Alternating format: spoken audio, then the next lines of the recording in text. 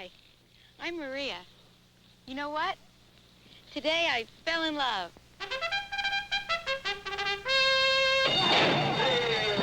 Fall in love with thoroughbred racing at Monmouth Park.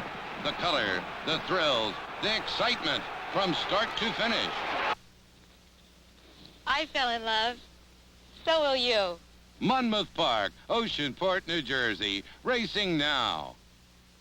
Channel 2, New York. With 5 minutes to go Thursday night in Philadelphia, Maurice Lucas challenged Darryl Dawkins. If you want a part of me, come on. Moments before, Dawkins accidentally punched teammate Doug Collins. Said Collins, "I will never be a peacemaker again." As the brawl unfolded, Julius Erving calmly took a front row seat. Said the doc, "It was getting hot and I decided to stay cool." Kicked out and still furious, Dawkins stormed, "I'll get even with Lucas before this is over." NBA Commissioner Larry O'Brien spoke next. "Lucas and Dawkins, you're fined $2,500 apiece, and it'll be a lot more if anyone tries to get even." Starting at center, number 11.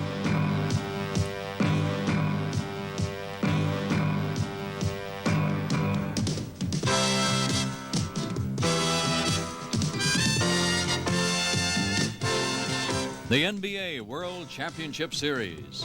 Today's game is sponsored by the totally new Chevrolet. Now that's more like it. Ryder Truck Rental, the best truck money can rent. And by the new JCPenney battery. It's the last battery your car will ever need. From the Memorial Coliseum in Portland, Oregon, it's Game 3. The Philadelphia 76ers and the Portland Trail Blazers as the NBA World Championship Series moves to the Northwest. Good afternoon, everybody. I'm Brent Musburger along with Rick Berry. Very interesting thing going on in Portland, Oregon right now. A standing ovation for their team. The PA announcer said, "Let's respect the Philadelphia 76ers and let's regard them as the high-class athletes that they are." They have not come down on Darryl Dawkins' head. No, they won't, but of course he hasn't been introduced yet, Brent. And in that ball game that they had the other night, it was a very physical contest. That was game number 1, and it was inevitable that something was going to happen. And it will take an eye on Darryl Dawkins underneath the basket here as he goes up with Bob Gross with this rebound, drives into the floor. Now keep an eye when he gets up. Unwisely, Bobby Gross sticks a finger at Dawkins and challenges him. There's the punch, 2 for 1. Now watch the left part of your screen. Dawkins now gets it from Maurice Lucas, and we really had a Donnybrook that took place in Philadelphia Thursday night. It must be pointed out, however, Brent, that did not determine the outcome of the game. Philadelphia was in complete control. Right now, the key to this ball game is the first 5 minutes as far as I'm concerned. Portland must come out, establish themselves. They have to get confidence in their game. They played so poorly back in Philadelphia. If they do not do that psychologically, I don't know if they can come back. Rick, one thing just happened while you were looking at the tape. Maurice Lucas was introduced to this crowd. He ran directly over to the Philadelphia huddle, and he shook hands with Darryl Dawkins. Things definitely have cooled down as we get prepared to start Game 3. I do not expect to see a rematch of the activity that we saw Thursday night in Philadelphia. And here are the starting lineups along with the height of the athletes. For the 76ers, Erving will be matched against Gross of the Blazers, McGinnis and Lucas an inch taller, Jones and Walton in the pivot, Collins and Hollins, 2 guards, and what a series Doug Collins has had so far. Henry Bibby, of course, and Johnny Davis. The referees for this 3rd game here this afternoon in Portland. Jake O'Donnell is across the way bending down. Daryl Garrettson will be working with him, and Paul Mahalik is the alternate. And they have come to their feet in Portland with their Blazers trailing 2-0. They know just how critical it is for Bill Walton and his teammates to get one in the W column. Key right here, Brent, early in the game will be the play of the guards. Davis and Hollins. They have not performed well in the first 2 ball games. Jack Ramsey, I just went to see him before the game. He said he needs his guards to move that ball more. They are doing too much one-on-one. Lucas, as the Blazers control in white, moving left to right. Hollins with the game's first shot. And not a good one. Jones off to Doug Collins. Henry Bibby working in the backcourt.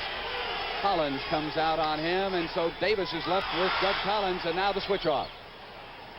Right side.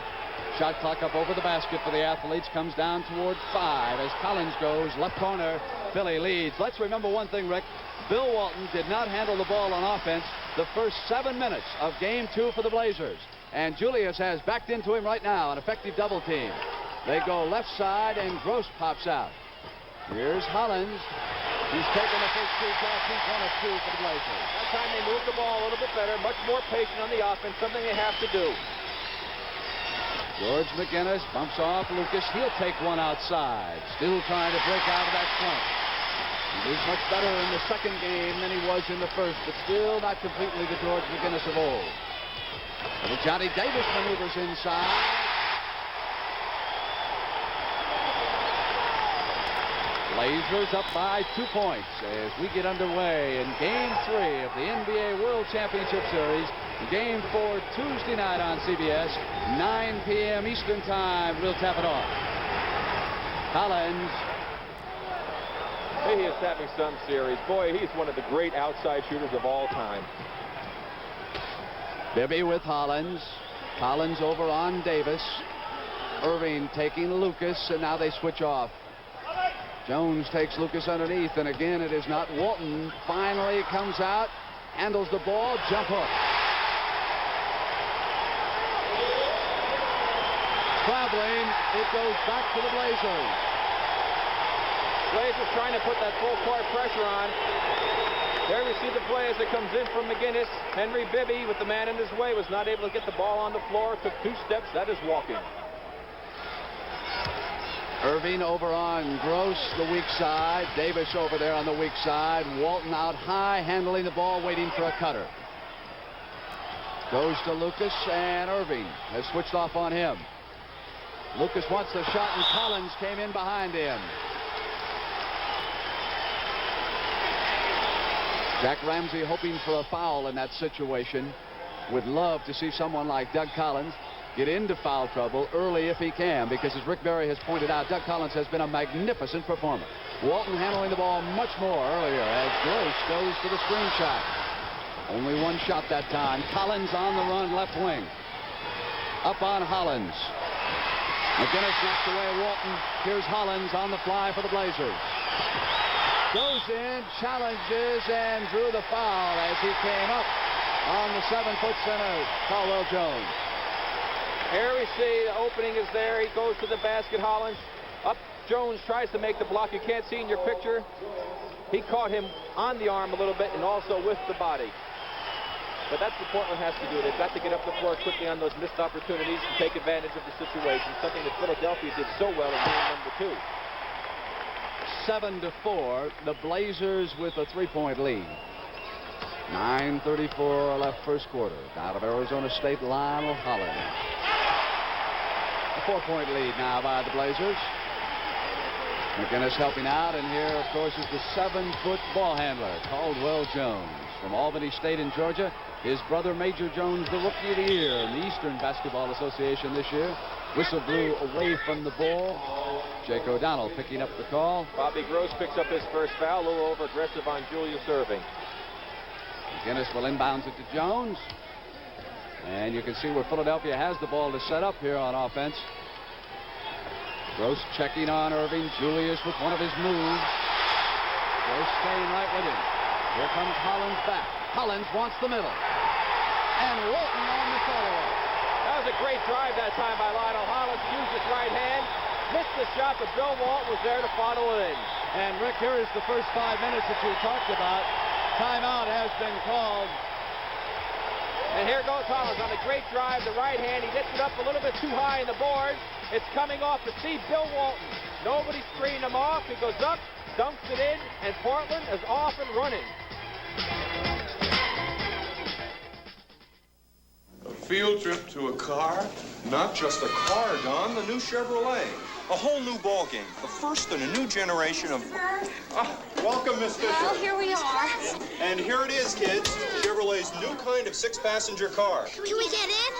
Sure, come on. Plenty of room. You know, there's more backseat leg room than in last year's full-size Chevys. More headroom, too.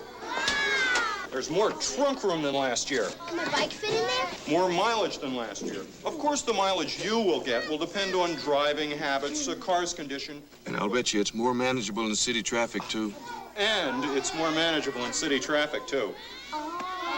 More corrosion protection. Nice, quiet ride. Interesting day. It was. Thank you very much. It's time to go now. Kids, everybody on the bus. Bye-bye, kids.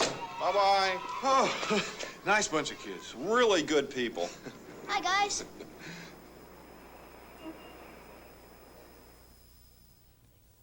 This Tuesday night at 9 Eastern, CBS Sports presents the fourth game of the NBA World Championship Series, with Philadelphia taking on Portland. That's the fourth game of the NBA World Championship Series, Tuesday at 9 p.m. Eastern. And a 6 o'clock Portland start for that fourth game for Bill Walton and the Portland Trail Blazers Tuesday night on CBS. 10-4, Blazers red hot and running early in game 3. Here's the doctor with Gross. Lucas back on the double team, and Irving went to the bank shot. Impossible to stop Julius on that shot. You just have to try and hope that he misses. Gross slides across, open momentarily. McGinnis came with him.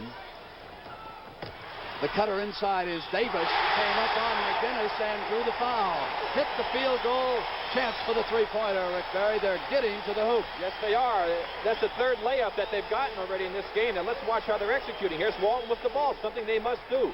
He looks, Lucas coming off. He was open. Now you see Davis come into the picture open. Great move here. Collins out of the way. Muscles his way in. Up on the board. Three-point play. And Portland is finally starting to execute. Picked up at the midcourt line. That's where the pressure is, as Portland attempts to make Philly set its offense out high. Here's McGinnis, 10 seconds on the shot clock, spun out, battling to regain Davis. Boy, I've never seen anybody be snake bit like George McGinnis is on his outside shooting. Lucas into Walton on the fly. The opening was there. Collins out to Caldwell Jones. McGinnis offensive glass. And as Big George came back up, he was fouled. So he will come to the line and shoot free throws. Maurice Lucas picks up his first personal foul. That's the first time that Philadelphia has gotten all the way into the basket in the first quarter. Everything has been coming basically from the outside, aside from Julius Erving's 8-foot turnaround.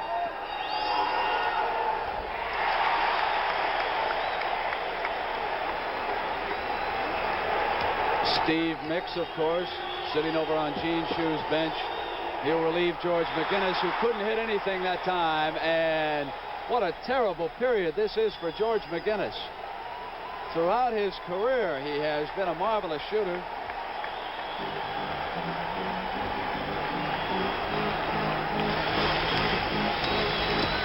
Seven-point difference, Portland leading. Davis alone on the right now, swings more to the middle, and Hollins comes to the right. Irving has switched on him. Here is Walton with McGinnis, the inside pass, and Irving got back on Gross for a pretty defensive play. Yes, he did. Another good pass by Bill Walton to Bobby Gross. And Bob that time should have elected to give a little pump fake to try to get Julius airborne. Gene Shue upset.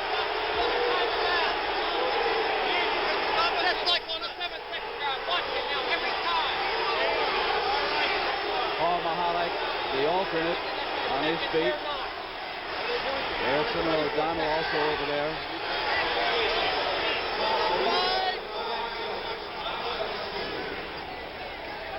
Five seconds up on the shot clock. The Blazers will have 5 seconds to get this one off. Hollins. Down come the Sixers, down by 7. 7:32 left, first quarter of game 3. Bibby, the top of the circle. Irving knocked away Walton. Another fine defensive effort by Bill Walton. Also a great offensive rebound by Julius Erving as we see the play coming back. The board's off. Look at Julius go up. Great timing. Now watch Walton. Super block. Should have just tipped it a little bit if he could have, but he was not in the best position. They clear the left for Julius. Wanted inside the pass to McGinnis. Collins anticipating, knocked it out. Julius, one of the few players in the league who has the ability to go up for a jump shot, spot an open man, and pass off. One of the others sitting right next to me, Rick Barry of the Golden State Warriors. Here's Julius. Coming up on the double team, and Jones was up on the rim. So that's offensive interference. Had it gone in, it would not have counted. There's the shot going up right here. Now watch Jones right there, the ball on the rim. He touches the ball. You cannot do that. 13-6 Blazers. Lucas coming inside, and that's his second foul. Offense is the call. 2 fouls on Maurice Lucas. He fouled out of the first game, and he was kicked out of the second game after the incident involving Daryl Dawkins. In the last 3.5 minutes, Phillies only scored but 2 points. McGinnis tries to make it 4. He's short. Off goes Lucas now to Davis. Davis lightning fast. Bibby right there with him fouled in. Chance for a 3-point play. Once again, George McGinnis not finding the range. Phillies shooting from the outside. Portland controlling the defensive boards, getting it out quickly. Here's the pass. Davis couldn't quite get the handle on it. Was able to get up right on the arm. Bibby hits him. Another chance for a 3-point play for Davis. Right now, Portland is getting the ball up the floor quickly, something they did not do very well in Game 2 at all. 6:40 to go in the first quarter, and Portland with its biggest lead of the 3 games of this World Championship Series, and looking much better. Running Jack Ramsey's offense. Bolstered here by a very enthusiastic home crowd. Davis on the steal. Here they come again. Walton wants it in the middle.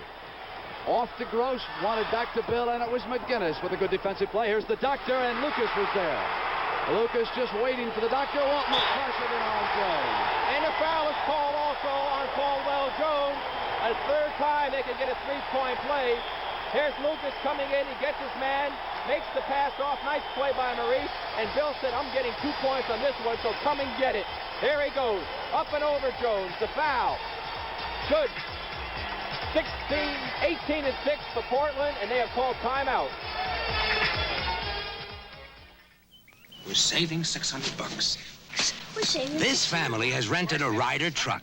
We're saving. And moved 500 miles. We're saving 600. By packing and moving themselves, they saved a lot of money over what professional movers wanted. True, when you rent a Ryder truck, you have to do the work yourself. We're saving 600. But if you just keep repeating how much money you're saving, you'll be amazed how much lighter those cartons will seem. We're saving $600. The battery graveyard. 119,000 batteries end up here every day. Here's the one that started a revolution in car batteries, the JCPenney battery. It has more starting power than any other battery you can buy. You never add water, and it's fully warranted for as long as you own your car. If it fails, return it. We'll replace it free. Only at JCPenney Auto Centers or catalog desks. It's the last battery your car will ever need. Are you still chained to? Gotcha. The rechargeable Norelco rotary razor lets you walk away, free from nicks and cuts. Its 36 surgical steel rotary razor blades are safely protected inside 3 floating heads to give you a comfortable shave that's razor close, razor smooth, for up to 3 weeks on a single charge. The rechargeable Norelco rotary razor. It lets you walk away from gotcha. Next Saturday at 5 p.m. Eastern, Olympic gold medalist Steve Riddick competes when CBS Sports Spectacular presents highlights of the Muhammad Ali Invitational Track Meet. And we'll also have the 1976 Motorcycle Race of Champions from Louisville Downs. That's next Saturday at 5 p.m. Eastern. Lloyd Free and Steve Mix check in for Philadelphia as the Portland Guards have scored 12 of the Trail Blazers' 18 points. And Rick, the last 4 minutes, it's been some blowout for Portland. All right, 14-2 they've run off, and in this early part of the ballgame, the first 6 minutes almost, Portland's had 5 lay-ins to none for Philadelphia, and 3 of those have come off of breaking situations. So for the 76ers, Free, Collins, Irving, Caldwell Jones, and Steve Mix. Mix playing with a painfully injured left ankle. Lob pass for Irving, who gave it to Mix. Good play by the doctor. He couldn't do very much, but he was still able to spot the open man, and Mix dropped it in. 10-point Portland lead. 3 taking Hollins. Hollins over on Johnny Davis. Davis cuts off Lucas. Irving switches off the pick. And Davis has come alive after a very bad showing in game 2 in Philadelphia. That is 10 points for Johnny Davis, the young guard from Dayton. Hollins up on Collins. No basket. He fouled him. That's his first personal. He fouled out of game 1. He got a break on that one. That could have easily been a foul on the shot, and Doug made one tough shot on that play.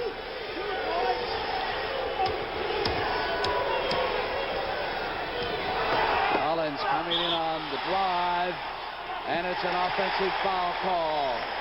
Let's watch this right here. This is great help on the weak side. Bobby Gross comes into your picture right there from the weak side, establishes his position, charged by Collins, no question. Bobby Gross with great defense, plus Bill Walton was there to block the shot. Portland really keyed up. 5 turnovers for the 76ers and 2 for the Blazers. And remember, turnovers have plagued Portland. Lucas up on Nix, hits outside. He worked an extra 15 minutes at practice on that shot yesterday, Rick. He had Coach Jack Ramsey feed him the ball, and he'd pop out and shoot quickly. He has felt that he has not been confident enough with that shot. Mix outside. That's too far for Steve. That's not his range. Again, bad shooting by Philadelphia from way out in the perimeter. Here's Walton giving it to Gross. And on the violation underneath, it'll go back now to Philadelphia. As will happen so many times, the man on the other side of the floor will anticipate a shot and get caught in that 3-second lane when the man does not shoot. It's Jack Ramsey you saw looking on with a lot of anticipation here, hoping his team will break out of it, and they've done well so far. Walton sagging off in the middle in this defensive setup. Now he picks up Jones. Irving comes right into a double team that time. Brought the ball right to Walton and Gross. Here's Davis. Gross from the right baseline. And another basket off the break. Good defense, good breaking. Portland is finally starting to execute in this series, and we only have 4 minutes to go in this first quarter, but they've already scored 24 points, Brent. Hollins foul 3, Ramsey not agreeing. Second foul on Lionel Hollins. They can't afford really to have him get in trouble. Philadelphia is going to definitely try to go at him, pick up that 3rd foul. He and Gross. Lucas Irving. Both. Rick, Portland is playing as well in this first quarter here in Portland as Philadelphia did in the Spectrum in quarter number 2 Thursday night. They were magnificent. And Portland running its game right now. Got away from Davis. It'll go to Philadelphia. Davis claiming that he was fouled by Collins from behind. He was bumped somewhat, but Jake O'Donnell was not looking that way when the play occurred. 3 from deep in the right corner. There's another one of his patented ICBM shots. Hollins coming up on Jones. Drew the foul from the 7-foot Philadelphia center, and that's number 3. And we're liable to hear a heck of a reaction as we watch the play coming in. Hollins again going to the basket, makes the move in. There's Jones. He's going to get him with the body. Here he comes. You can hear the crowd's reaction. Number 53 up off of Gene Shue's bench. Daryl Dawkins moving now toward the scorer's table to check in. Hollins at the line. And here comes Dawkins.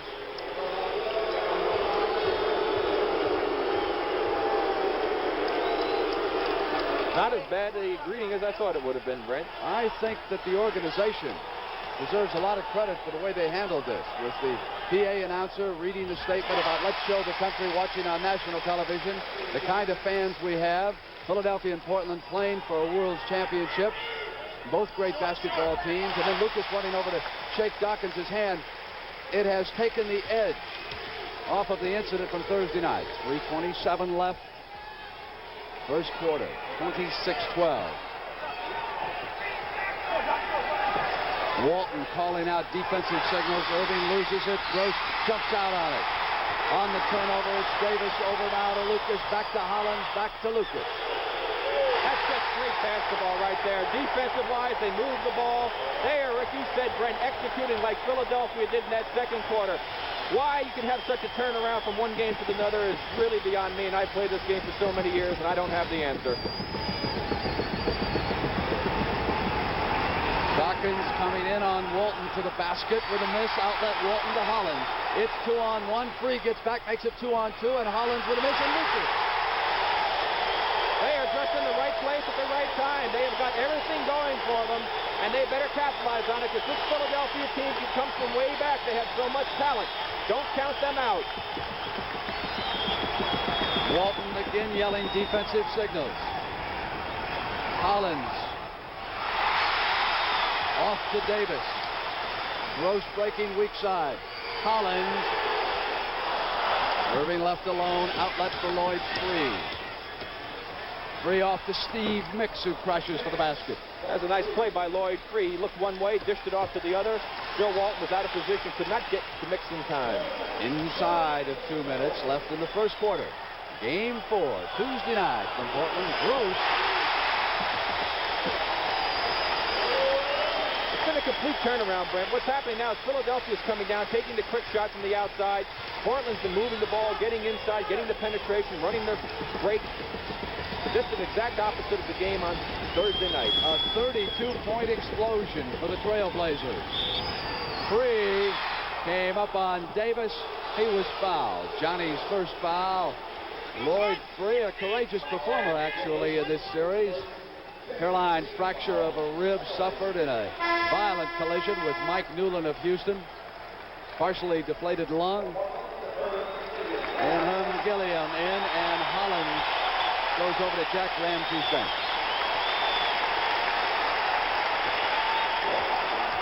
Hollins sits down. Free hits the free throw. To find out if his rib could take the abuse of this series, he went back home to Brooklyn, called up an old friend by the name of Fly Williams, and said, let's get up a game on the asphalt.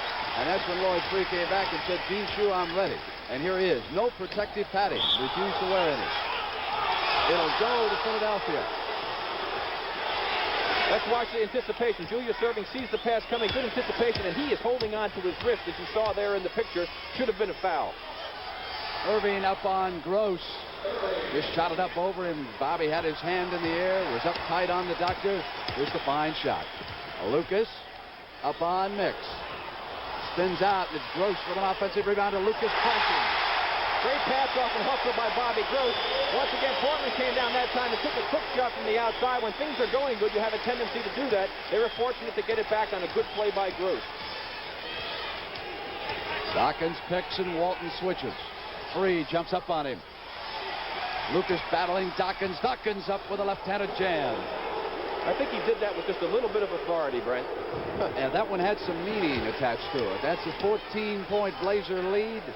We come down to 30 seconds left first quarter. Jimmy DeGreek will be here at halftime. Knocked away by the doctor, but right to Walton. And Dawkins skies for the rebound. Outlet. He threw a bullet, didn't he? As Mix came in, Gilliam was there. Herm fouled him his first. Did you see that outlet pass from young Daryl Dawkins? Bob Feller would have been proud of that one. That had a little zip. Or to bring it up to date, perhaps Nolan Ryan would be a better choice. Neal checks in. Walton takes a break at the end of the first quarter, so he'll rest the last 25 seconds, then during the timeout, then early in the second quarter. The strategy that Jerry West used with Kareem Abdul-Jabbar down at Los Angeles, and I imagine a lot of coaches before that with their centers. And with some forwards who are old. Oh, yes, I forgot. We do have some veteran forwards who get that kind of treatment, too. 34-21.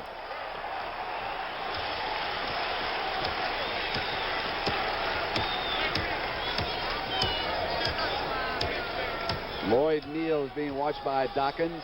Mix taking Lucas. Irving fronting Gross underneath. There's the shot clock down inside of 5.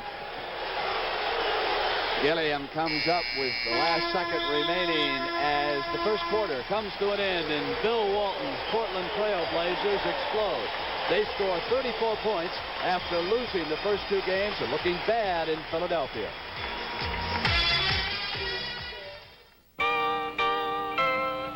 Presenting honest blue jeans. Nothing plastic or phony about them, because they're all cotton. 100% easy washing cotton denim. And the Lee Company makes them with a patented finish, so they won't shrink, never need ironing, stay neat looking. And sometimes looking neat comes in mighty handy. If denim jeans aren't all cotton, they're not denim jeans at all. There's this big argument going on about light beer from Miller. Right, Bill. Some guys argue the best thing about it that it's less filling. Well, that's true. It has a third less calories than their regular beer. Other guys say the best thing about it is its great taste. Here, here. I feel very strongly both ways. After all, I'm not the kind of a guy who ever gets into an argument.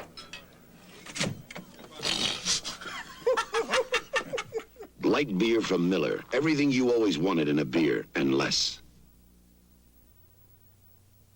I'm Julius Irving of the Philadelphia 76ers, here to talk about the Peace Corps.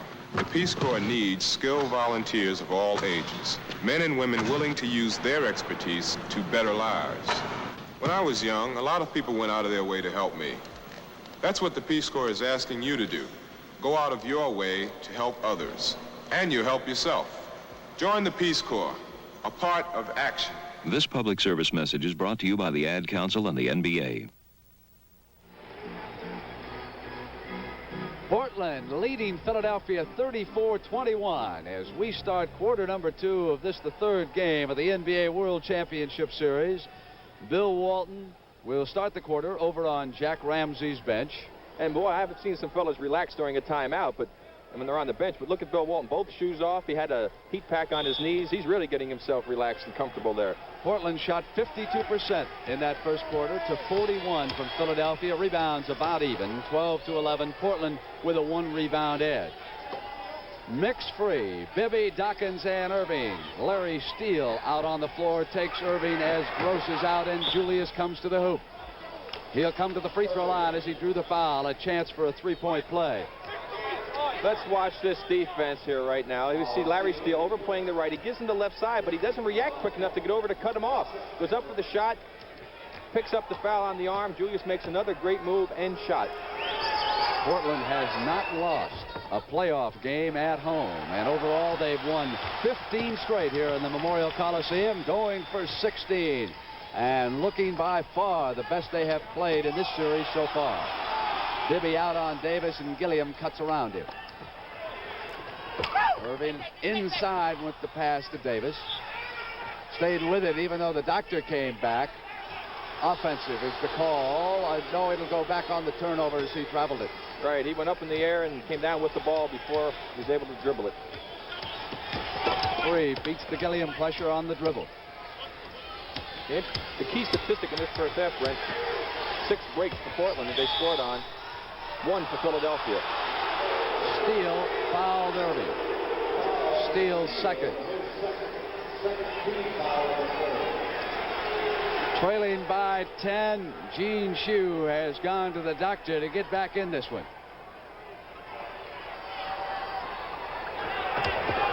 3. That's not a good shot. Davis off to Lloyd Neal. 12-point lead, 36-24. There's the difference, Brent. A 30-footer as opposed to a 10-footer from the side open. Doug Collins will check back in for Shue. Dawkins gives up Bibby. Taken off by Maurice Lucas. Bibby has not scored in this game. He had 15 in the first half Thursday night. But once again, another long jump shot for Philadelphia. Lucas comes back with an outside shot, and Dawkins. And that also is a bad selection. Here is Free. Up off the top, each team getting 1 shot apiece. Collins and McGinnis prepared to come back. Steele wants Lucas. Pass was not thrown far enough. The doctor off to Free. So they gave Philadelphia the break opportunity. Only the second one of the game for Philadelphia.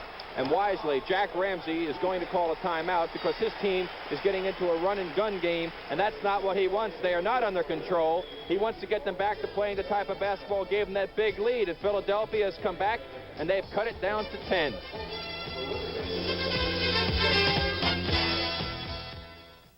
Scotchgard brand protector, invented over 20 years ago by the 3M company. It protects clothing, tablecloths, upholstery. And now you can even buy carpets, pre-treated with Scotchgard. What's so special about a carpet with Scotchgard? Okay, guys. Let's get the other truck in, all right? All right, put it down, put it down. Put it all over the place, all 4 cars, all right?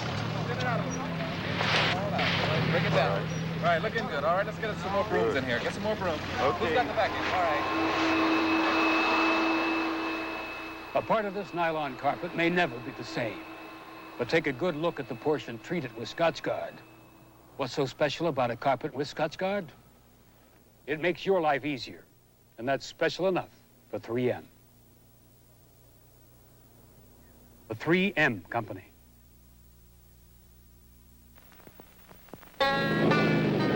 Running off the road ain't exactly a Sunday spin. You need a tire tough enough to stand up to whatever you run across. A tire like Armstrong True Track. More than just tough. True Track is built to bite deep into mud, dirt, sand.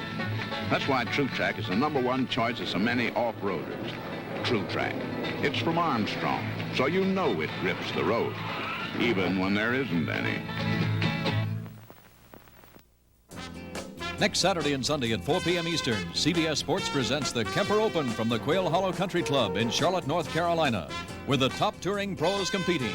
That's the Kemper Open next Saturday and Sunday at 4 p.m. Eastern. Lloyd Free out, and when that timeout was called, trainer Al Domenico went out to mid-court to confer with Free, who has been having some trouble breathing. Dr. Stanley Lorber, the team physician, has been concerned about that because of the rib injury and the partially deflated lungs. So they will keep a close eye on Free, who is out of the game right now. Inside pass to Twardzik. Dawkins was coming up on Neal from behind, and the ball went in for the Trailblazers. Now let's set the 76ers lineup. McGinnis, Dawkins, Bibby, Irving, and Collins are on the floor for Shue. Gilliam Steele, Walton, Twardzik, and Neal for Jack Ramsey. Steele assigned to Irving, and here is Dawkins, goes to the jump shot, misses. Walton was there on defense. Gilliam in the middle. Collins cuts him off. Steele cut off Dawkins. Doctor on the interception. Dribbles past Herm Gilliam. Keeps it. Steele flies. The Doctor. How he can stay in the air so long. 11 points for Irving. It's 38-28. And the Doctor is just picking up the 76ers by the seat of their pants and say, let's get back in this. Offensive foul as Neal started his assault on the hoop, Rick. And we'll see the Doctor here coming up. Now watch him take off. He'll get airborne. He gets that step and a half that you are allowed. And just look at him glide and float, control that basketball. He has fantastic body control. He's like a ballet dancer out there on the floor performing. The Rudolph Nureyev of the National Basketball Association. 38-28 and 8:55. Portland played spectacularly well in the first quarter. Gross back in to work on the Doctor. Collins going to the floor, hit the hoop. Collins off to Neal, who wants Gross, who's underneath. Well, there's an example of what you're supposed to do with the basketball on the break. Collins made a great shot. Walton got the ball in bounds quickly to get it up. There's a super pass by Collins over to Neal. Neal makes the nice pass as he gets the defense to commit to Gross. Gross goes up, gets the foul on the push behind from Bibby. Chance for a three-point play. That is really moving the ball to perfection. 11 points. Portland leads Philadelphia. 8:39 left. Slam dunk. Jimmy the Greek and Steve Jones coming up at halftime. Doctor looks in and goes to Dawkins. Heavy traffic, and on the traveling turnover, it'll go back to the Blazers. Another important facet we should bring up here, a fact, Brent, is the fact that Portland has not been turning that ball over anywhere near the number of times that they did in the first two ball games back in Philadelphia. McGinnis on the steal, pucks out on the Twardzik pass. Twardzik back, McGinnis to the basket. Portland a little bit careless on that pass from the guard to the forward. Both McGinnis and Julius Erving have been able to intercept a number of those in the first three games now. 9-point difference.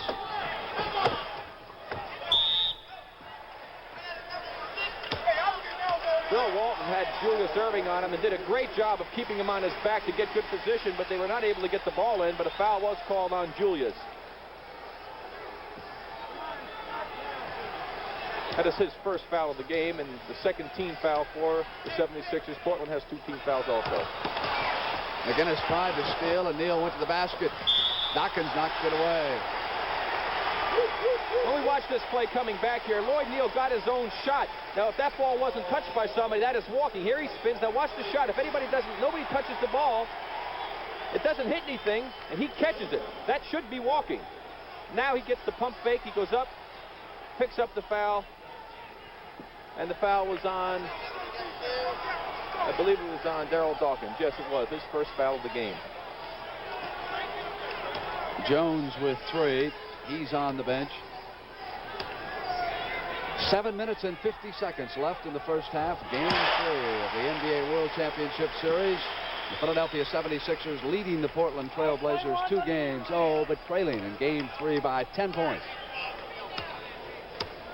You notice that after that timeout, the Portland team has come out and really executed their offense. Jack Ramsey really settled them down. He did a good job in that timeout.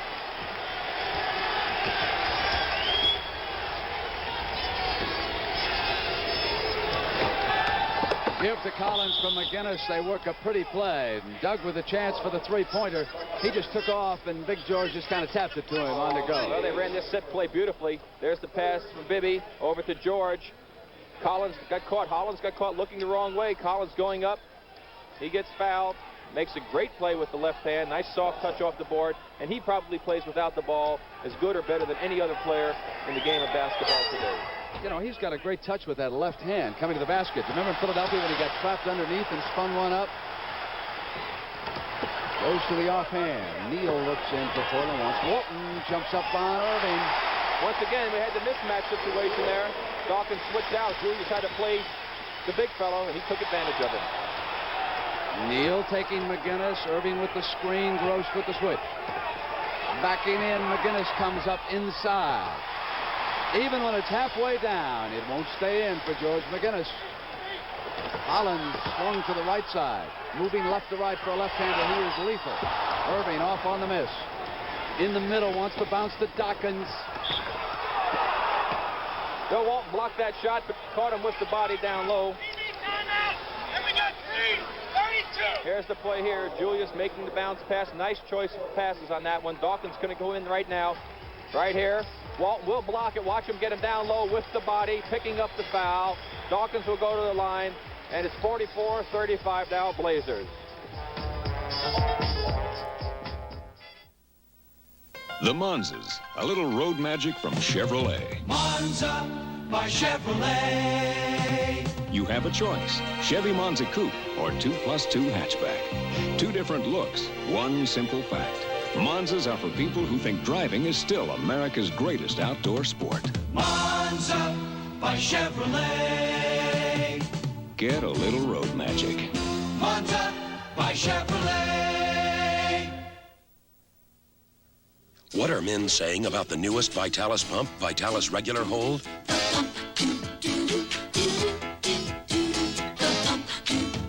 The new pump, Vitalis Regular Hold. It's not an aerosol and can save money, just like Super Hold. But Regular Hold is lighter for the man who needs just a soft touch.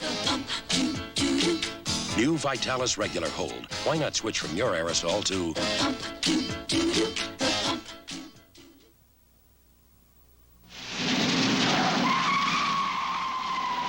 Hi.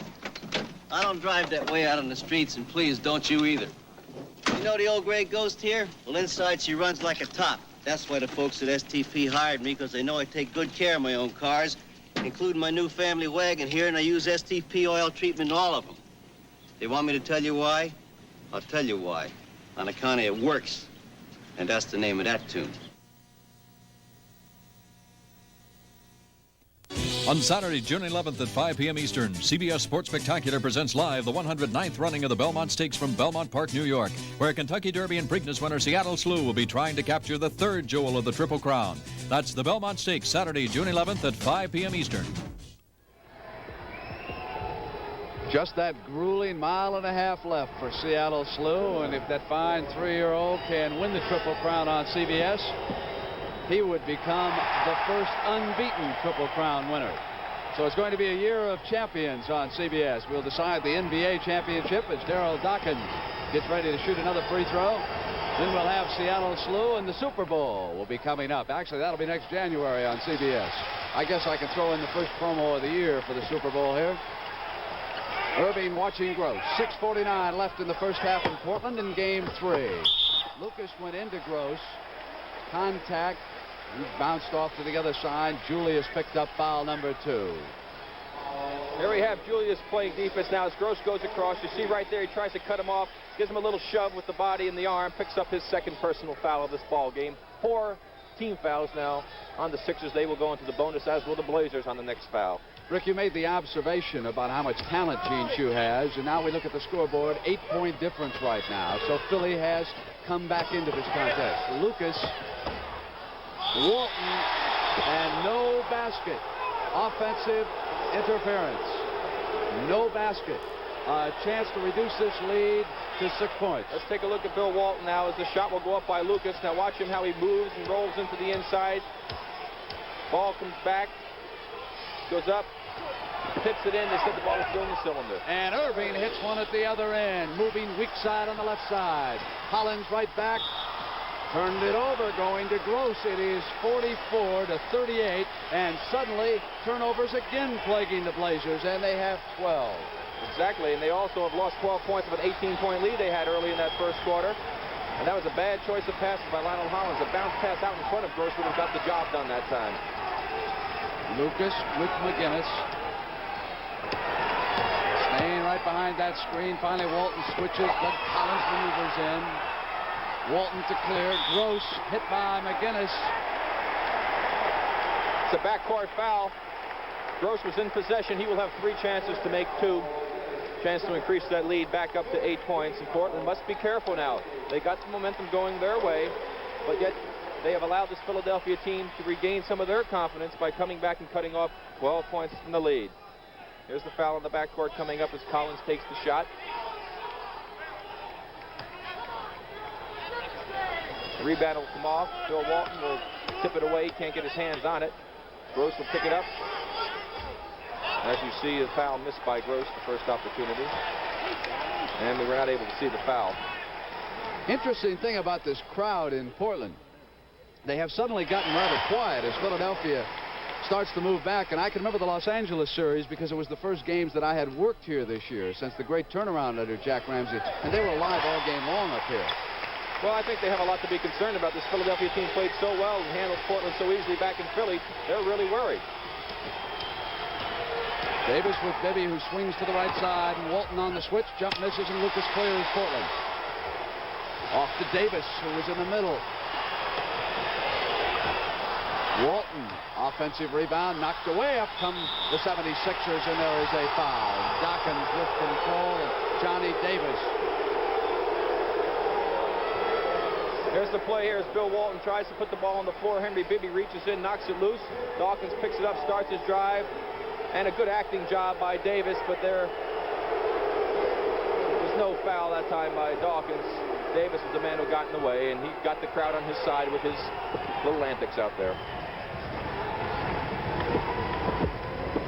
Game 4, Tuesday night, 9 p.m. Eastern Time on CBS. Philadelphia and Portland as this series continues.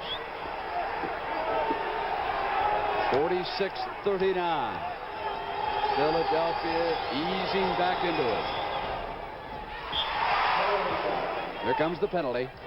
5:36. Jimmy the Greek will have something to say about Jamal Wilkes of the Golden State Warriors at halftime. He'll be coming up. Teammate of Rick Barry's. Cleared off by Lucas. I'd like to hear what he has to say. Stick around, Rick. He'll be here. Walton out high, goes to Hollins.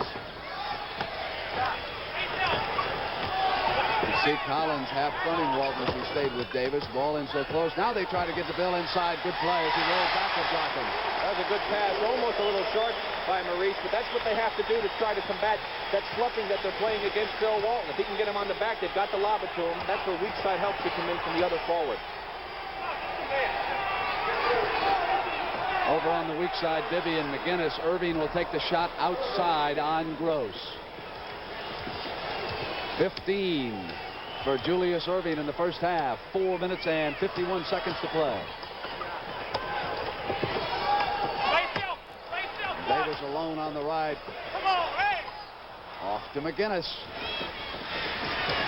Bibby jumps for Collins, who sliced inside. Taken down by McGinnis. 2 shots, and Shue furious that no foul was called underneath that time. Lucas left corner. Davis offense to Portland, and Lucas will take it again. Gross knocks it back up, and finally Dawkins has got it off on the dribble. Got off Davis. 4:05 left. Collins on the fly. Gave to McGinnis. Foul was called. That'll be 3 seconds, Brent. Julius Irving went underneath the basket and never did get out of the lane, and he was picked up on the 3-second violation. Once again, Portland getting into a helter-skelter type of a game, which is much more conducive to Philadelphia than it is to Portland. They have to come down, execute their offense, try and get those cuts to the hoop. Gross with a Walton screen. McGinnis off. That was a good play. They took advantage of Julius staying in on him. Got a good shot for Gross, but it just did not go down. Now O'Donnell over on Gene Shue.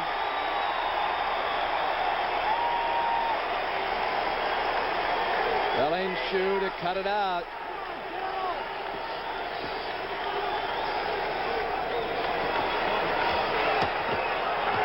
Irving double team. Out to McGinnis. Walton is there. Bibby came up on Davis. 3 fouls on Johnny Davis. Portland was playing very good defense that time, and Davis bailed out the Sixers. Henry Bibby was going to take a very difficult shot, and all that hard work just went to waste. Dave Twardzik into the game for Jack Ramsey. Davis leaves. Yesterday at Portland's practice, Twardzik extremely impressive. Missed 5 games because of an injured ankle. Did not play at all in the Los Angeles series. Had been a starting guard and one of the more courageous guards in the NBA when it comes to taking a charge. Very interesting statistic right here. The 76er bench has scored 24 points in this ball game to 18 for their starters. Portland's bench has only come up with 5. And Portland ahead by 5 points. Bibby fouled Hollins. His 3rd. Commissioner Larry O'Brien in attendance, and no question about Garrettson and O'Donnell taking charge of this game from the start. Lloyd Free is back up. He'll be back in the game.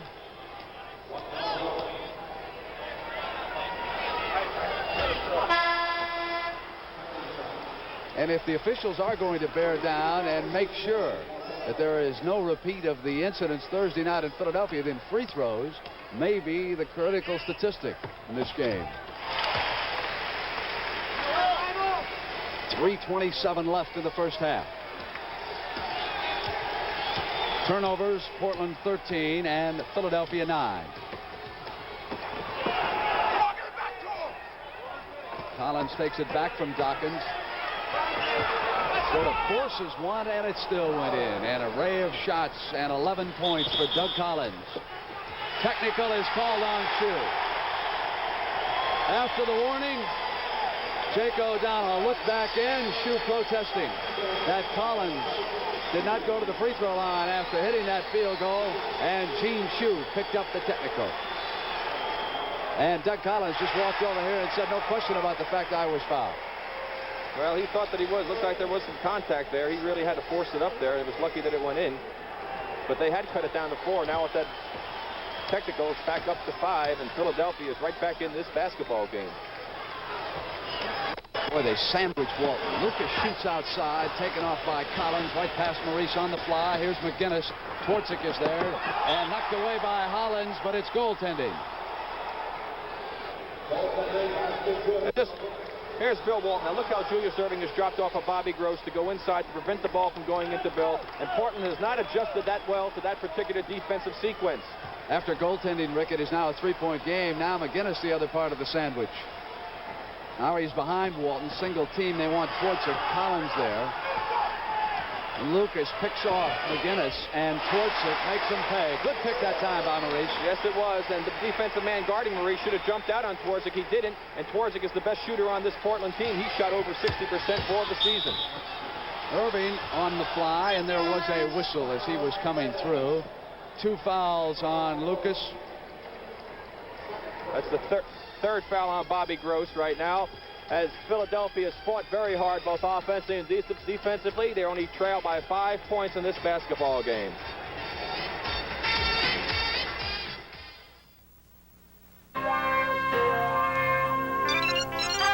Penn makes more tennis balls than anyone in America.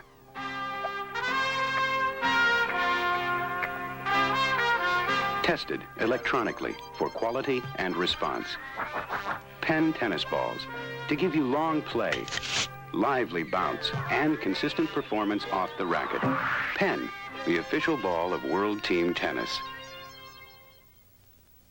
Hey, hey, Dr. J, where'd you get those moves? You move with such grace. Are you a member of the human race? Hey, Dr. J, where'd you get those moves? You're an artist, you're a wizard, and you float on thin air. Everybody's wondering how'd you get there? Whoa. Hey, Dr. J, where'd you get those moves? Are you wearing magic shoes? He's wearing Converse, the shoes of the stars.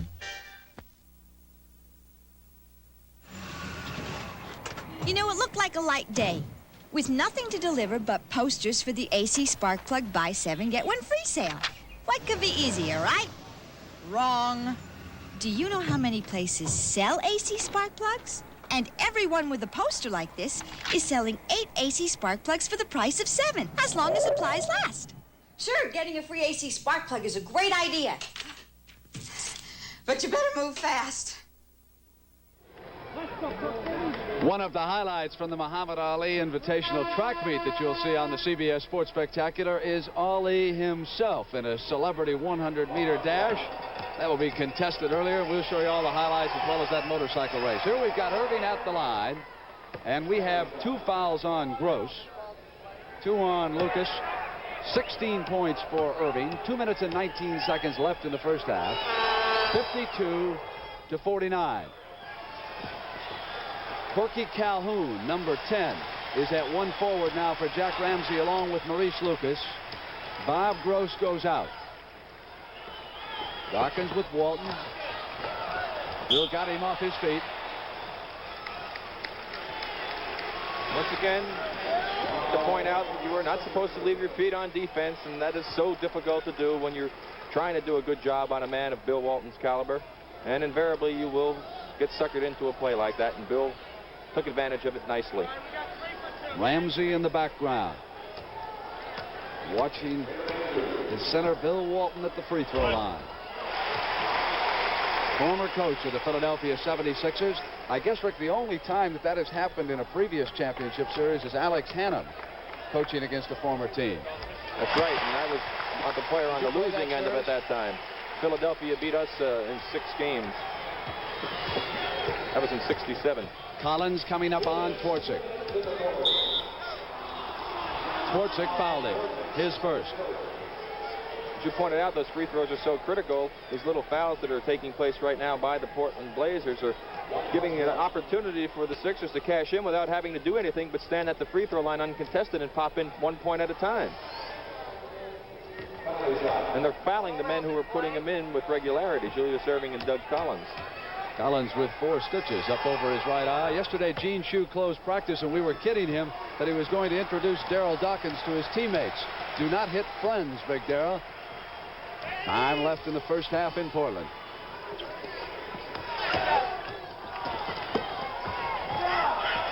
key moment here for Portland because it's down to 3 as Hollins comes up. It'll go back to Portland. 54-51. Not a good shot under this situation. They still are not getting that ball into Bill and running the offense that is so effective for them. And the 76ers already have scored 30 points in this quarter. They came back after Portland's great performance in the opening quarter. Yanked down by McGinnis with authority.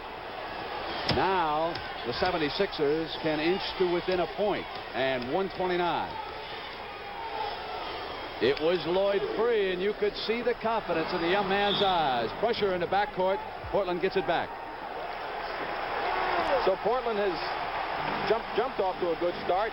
Philadelphia really kept their composure. They could have fallen apart, but they stayed in there. They played tough, and they're right back in the ball game with only 1 point difference.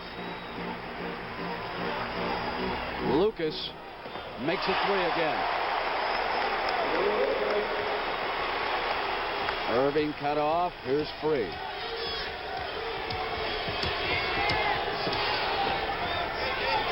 Dawkins out high. McGinnis away from the basket, and Walton is off. That does not help the Philadelphia cause, that shot right there. Lucas, same spot.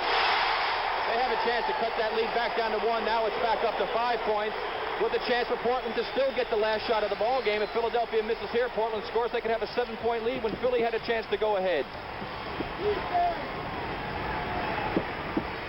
Irving.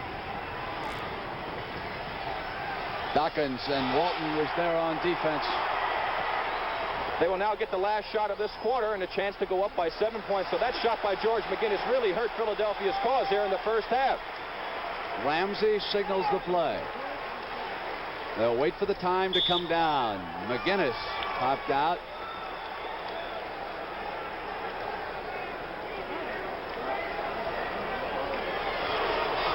In the last 5 seconds, you can watch the time. It'll be Hollins and free in behind him. With 4 seconds, Hollins comes to the free throw line, and the Blazers up by 5. And with 3 chances to make 2, it's a very good likelihood that they will go up by those 7 points that we mentioned. And that's a tremendous difference, Brink, going into halftime, 1 point behind, maybe even in the lead, as opposed to trailing by 7. Now you still have to work that much harder to be able to get those 7 points back. So right.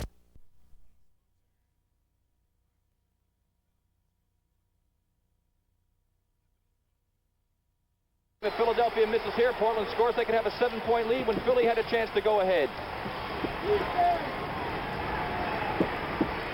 Irving. Dawkins, and Walton was there on defense.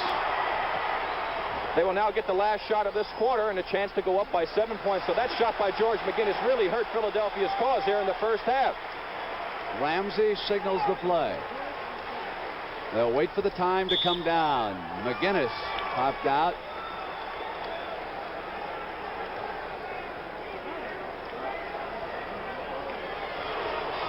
In the last 5 seconds, you can watch the time. It'll be Hollins and free in behind him.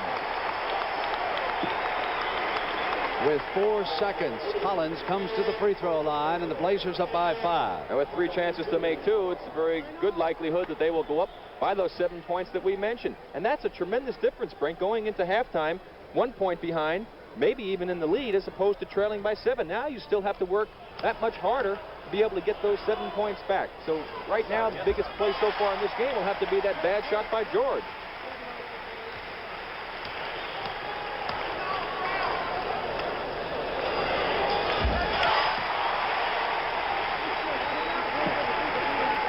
Got to play good pressure defense here, not allow them to get a good opportunity. Dawkins lobs for Irving. Calhoun hand on it. Free ball, and they will not get off a shot. At halftime, slam dunk. Josie Merriweather against Larry McNeil. Jimmy the Greek will be along to talk about the NBA and the National Football League. Steve Jones and Rick Berry will take a look at the highlights of the first half. This is the CBS Slam Dunk Competition. It is semifinal round competition in the CBS Slam Dunk, and one of the competitors today is Joe C. Merriweather, the big center from the Atlanta Hawks. And going against him for a chance to go for the $15,000 first prize is Larry McNeil, now of the Golden State Warriors.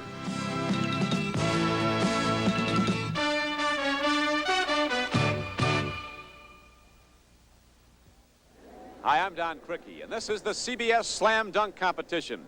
The best slam dunkers in all of basketball are competing for upwards of $50,000 in prize money, with the ultimate payoff to the winner, a check for $15,000. Here's how it works. It is a man-against-man elimination contest. Each athlete gets 5 slam dunk attempts. For each one that's good, he gets 2 points. The biggest scoring area is style. We have a 3-man panel of judges, and the maximum score from each judge for style would be a 10. So the best score any player could get would be a total of 40. If they should tie after they each take their 5 slam dunk attempts, we go to a 1 slam dunk sudden death playoff. Now let's meet our panel of judges. On the right is Mandy Rudolph, CBS basketball analyst and longtime NBA official, a man who was involved in over 2,000 NBA games as a referee. There's one of the sharpshooters from the Boston Celtic championship years, Sam Jones, another of our judges. And the third is Larry Bortstein, nationally known basketball writer. And now getting set to lead off in this semifinal matchup for a chance to go to the finals and a possible $15,000 payoff is Larry McNeil. Larry is a hang dunker. He goes up and grabs that rim. Sometimes he gets it before he puts the ball down, like right there. Larry McNeil knowing the importance of making all the shots, because so often throughout this competition, throughout the season, a player with great style and great form has lost out because he missed just 1 shot.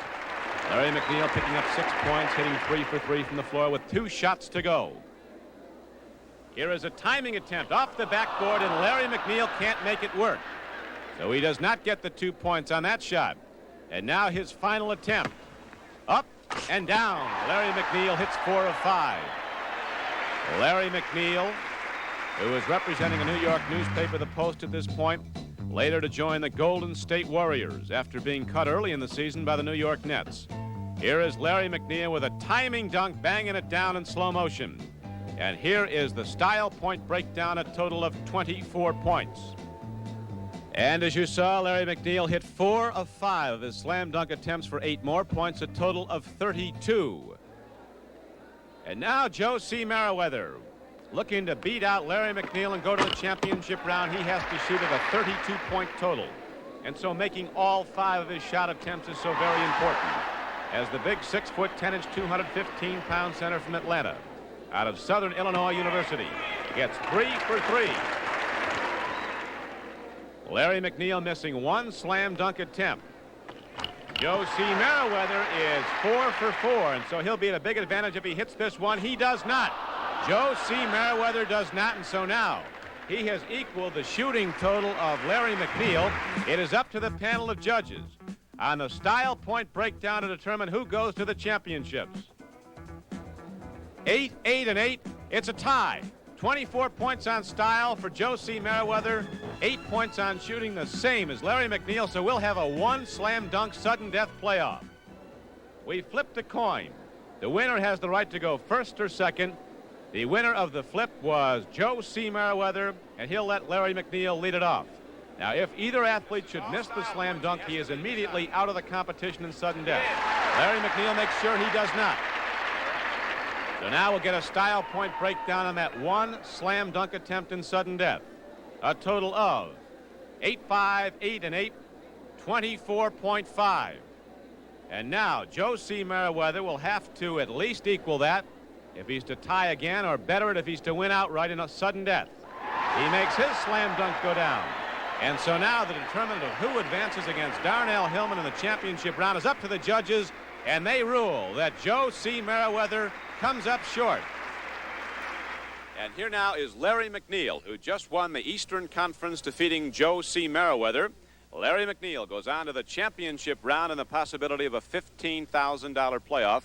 Larry, you take very nicely to a return to this Milwaukee arena where you play for Marquette. Right, I played here for 3 years, and it's like coming back home again. You know, the fans here are very good to me. And you put on a big show. You're getting higher and higher, holding on to that rim and going up and up as the money goes up. Yeah, well, I'm trying to touch the top. All right. We'll see you in the championship round, Larry. Okay, thank you, Don. Larry McNeil. 7-point difference at halftime, and the NBA on CBS will continue after this word from your local stations. Meet two friends shooting for a fortune on a TV show, a comedy called Eddie and Herbert, tomorrow on CBS.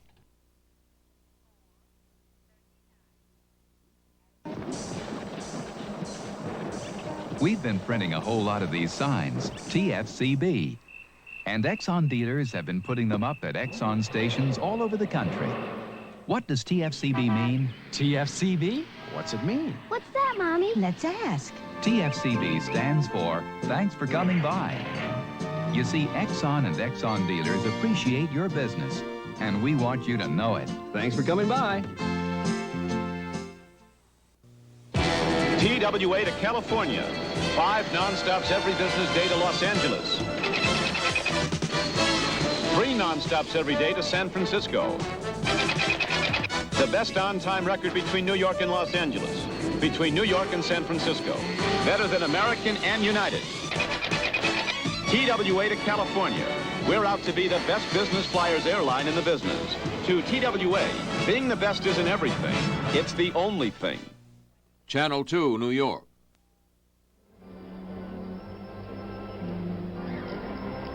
Let's see what goodies our favorite Greek has for us on this Sunday afternoon. Jimmy, a lot of stories about the ABA teams which came into the NBA money troubles for San Antonio and Denver and the Nets in Indiana. What do you hear?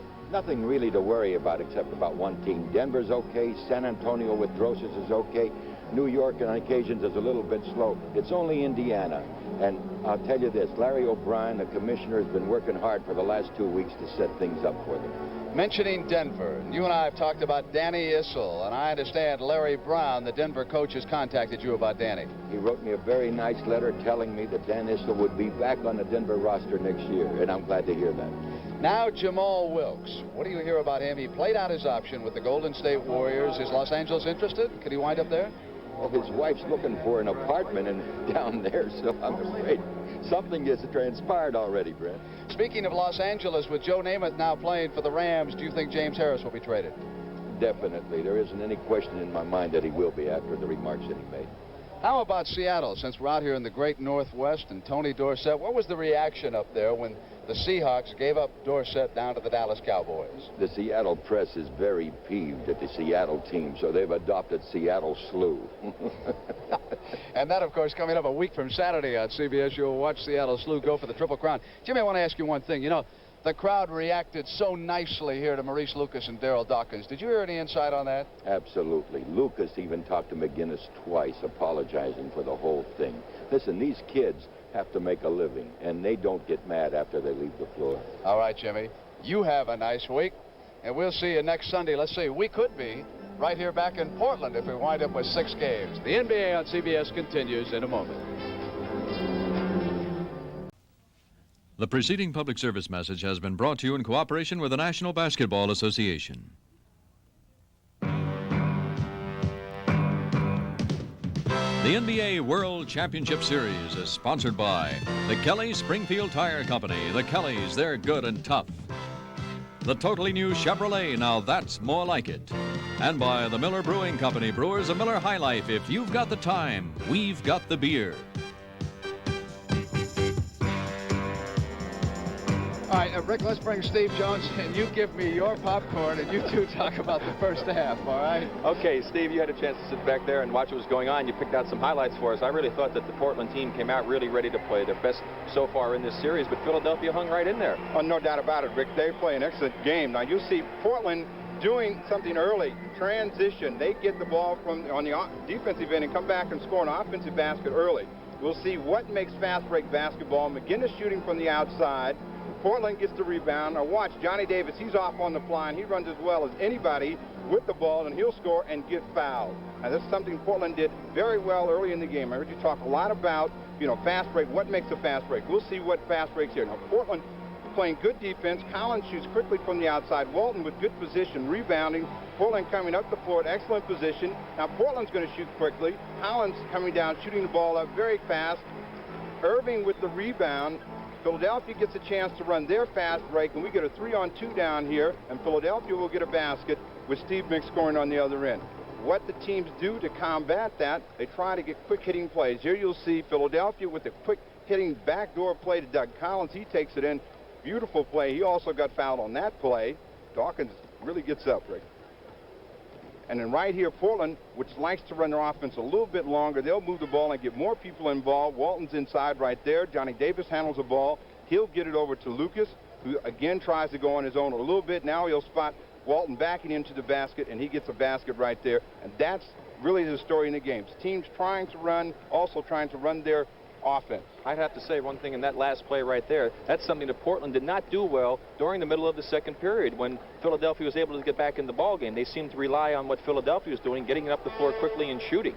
Right, Rick. They got back in the game because they forced Portland to begin to shoot outside, and that hurts them a lot. They have to continue to run their offense if they're going to be effective. Philadelphia just has too many horses.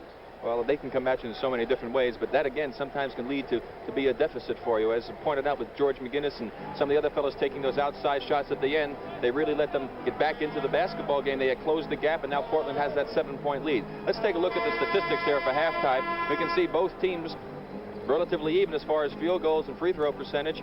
Rebounding department, not a big difference.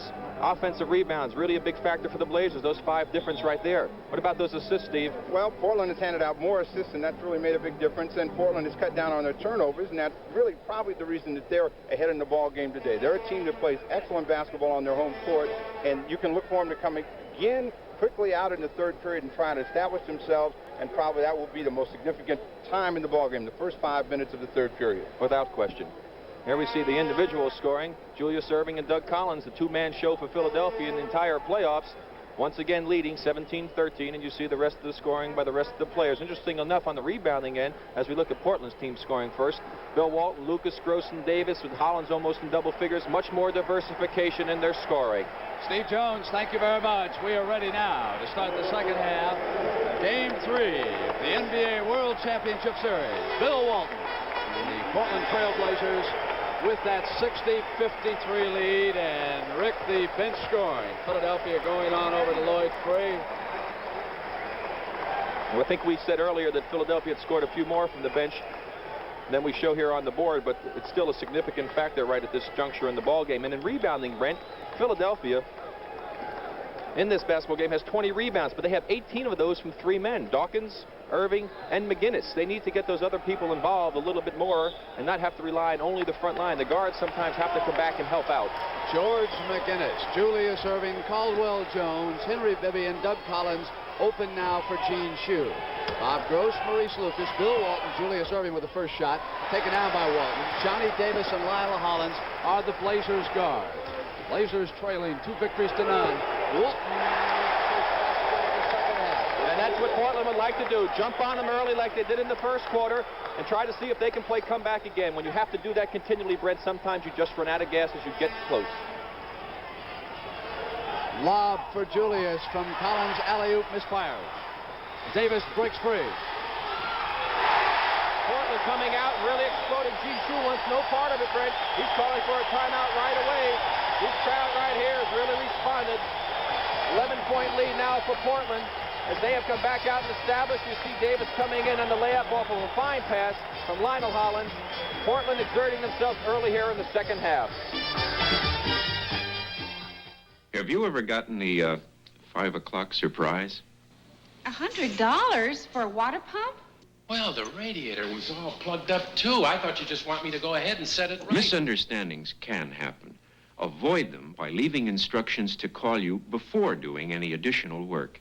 Learn more about buying car repairs in the Car Repair Shopping Book, free from participating Shell dealers. Come to Shell for answers. Watch what this machine can do to some automobile mufflers. Now watch the muzzler. The aluminized muffler from Sears. So tough, Sears promises that the muzzler will last as long as you own your American-made car, or return it for refund or replacement free. And if Sears installed it, they'll install the new one free. The muzzler, it's tough. Only at Sears. You take only what the sea will give you. And for the last 9 days, she's given a lot. Now comes Miller time. time for the best tasting beer you can find. America's quality beer, Miller High Life.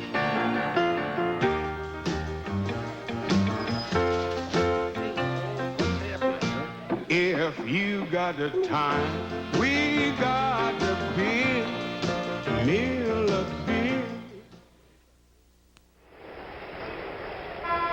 Shue and Ramsey will go back to work at 6 o'clock Portland time Tuesday night in that fourth game. Full court pressure, and Portland picks up the guards. Davis with Bibby. Hollins goes with Doug Collins. Keeping the 76ers out high. They go to Collins from the McGinnis pass. Once again, they burn Hollins with that backdoor play. Hollins swinging right. Cut off Bibby. Drops off to Walton.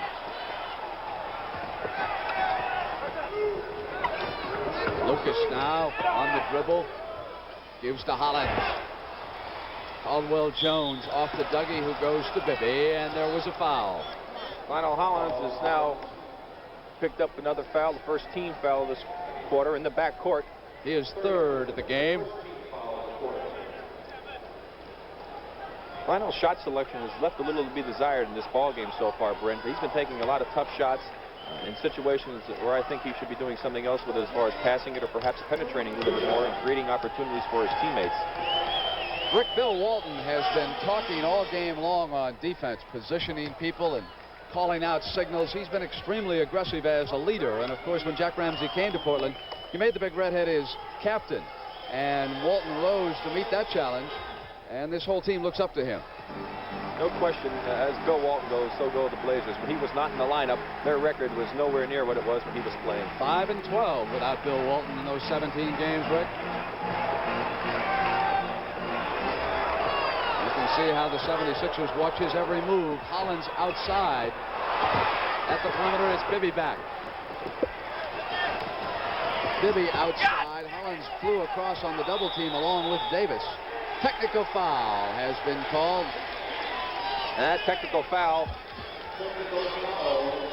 That technical foul is on George McGinnis, I believe. Either Bibby or McGinnis. I think it's Bibby, isn't it, Rick? Or Bibby. They were both there. I think it was Henry Bibby who was talking to Garrettson. Yeah, it was Henry Bibby. Henry had given Darrell a little bit of static earlier when he had called the foul on him when he was guarding Lionel Hollins in the first half. Two technicals have been called, one against Shue and one against Bibby. Gross hits the free throw at 65-57 Portland.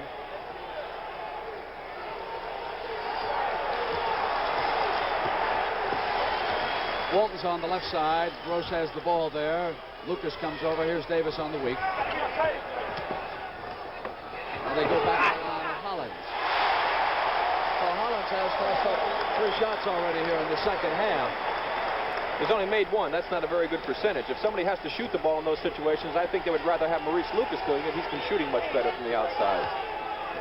Now trailing by 5 field goals. Let's see if the doctor gets involved here in this attack.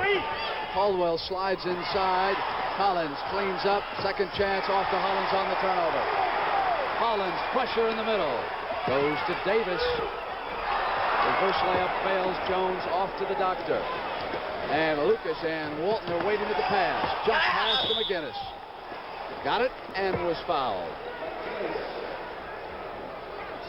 3 fouls on Gross. There you go. Julius going up with the jumper. Gets everybody watching him. Spots the open man, McGinnis. There's Gross with the foul on the body. Excellent pass by Julius. Nice body control by George McGinnis.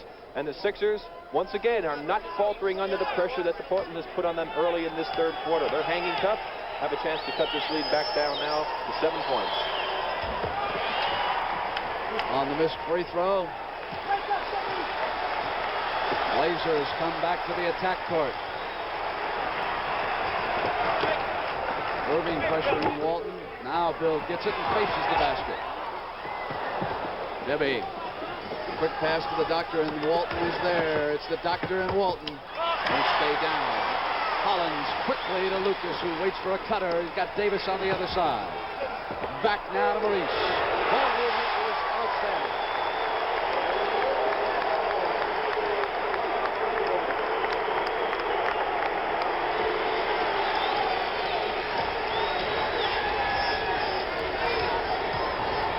Irving double team, fouled. Bobby Gross picked up the foul again. That's 4, Rick, on Gross. He's having problems staying out of foul trouble against Irving, and of course Larry Steele has had his hands full. They've got Wally Walker, the rookie from Virginia. They could try him. I suppose they could even try Maurice Lucas, as they did late in the second game against him, but I'll imagine that the doctor would go to work on Maurice, wouldn't he? Well, I don't think there'd be any question about that. I don't think Maurice has the quickness laterally to stay with the doctor. Lucas more of a stand-up strong man, and it'll be Corky Calhoun. He gets the assignment. And Corky Calhoun will try the doctor, and you know why Gross is out. We've just told you the foul problem.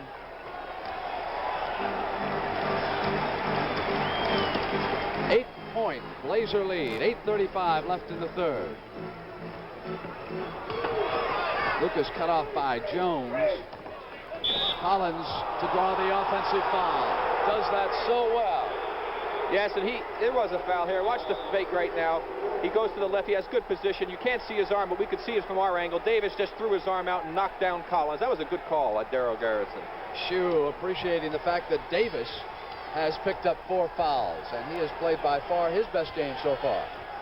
Strength against strength when you've got Lucas on McGinnis. Now it's Davis with Bibby. Collins gets free of Hollins, and Walton gives Philadelphia but 1 shot. Great defensive rebounding. Stays out high, and it'll be Corky Calhoun. And everybody was sure happy to see that go in this building. Corky, not exactly the best shooter from that distance, but he sure hit nothing but net that time. 10-point Trailblazer lead again. Caldwell Jones goes outside, spun out, and then fell back in. Bill Walton will give him that shot, I think, the entire ball game. I don't think that he is really that fearful of that shot. Walton out with the screen, and Jones comes out on the switch. So Bibby's got him on the mismatch, and Walton can't bury it. Irving off. Hit. Lucas reached in on Julius Irving and picked up his 3rd foul. Maurice unhappy. Yes, because it would have been an easy basket for the Blazers. Julius started up the floor. Maurice reached around and hit the ball back to Corky Calhoun. But Jake O'Donnell said, no, sir. You hit his arm to get it. Timeout has been called here in Portland. Situation is this: 71-63 Blazers, 7:27 left in the third. Blazers trailing 2 games to 0. No American car has ever had EPA mileage ratings as high as this car. Hi, where's Elm Street? 43 miles per gallon highway, 31 miles per gallon city. Where are your restrooms? Chevy Chevette, America's modern gas mileage champ. Just want to use your payphone. It'll drive you happy, unless you own a gas station. Come to Chevy's giant small car sell-a-thon at your dealers now.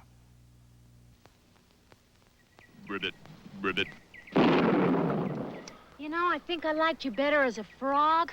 As a frog, you had a much smoother face. Say, Prince, didn't you ever hear Palmolive Rapid Shave? While you were away, they improved it. Palmolive Rapid Shave is thicker and lusher than ever. Feels good while you shave. Feels good after. Improved Palmolive Rapid Shave. Feels good while you shave. Feels good after. What do you say now, Prince? Ribbit. Ribbit? Americans are on the move, going everywhere, and Michelin's the tire that's gonna take them there. Michelin first, for all the tire your money can buy. You can afford to join the move to Michelin radials, too. They cost less than you think. Prove it to yourself when you see Bib, the Michelin Man, and think Michelin first. For all the tire your money can buy. This Tuesday night at 9 Eastern, CBS Sports presents the 4th game of the NBA World Championship Series, with Philadelphia taking on Portland. That's the 4th game of the NBA World Championship Series, Tuesday at 9 p.m. Eastern.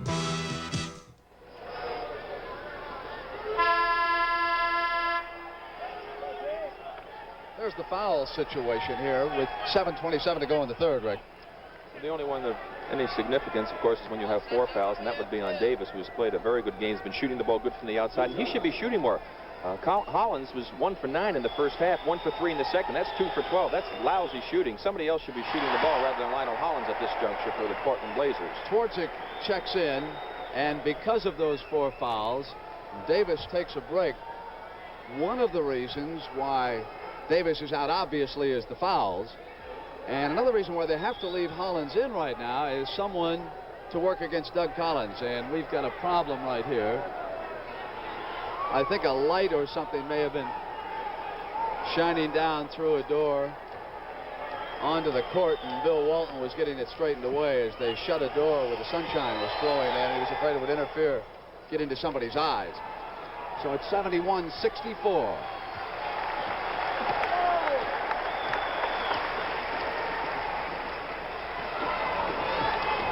Lucas goes to Twardzik.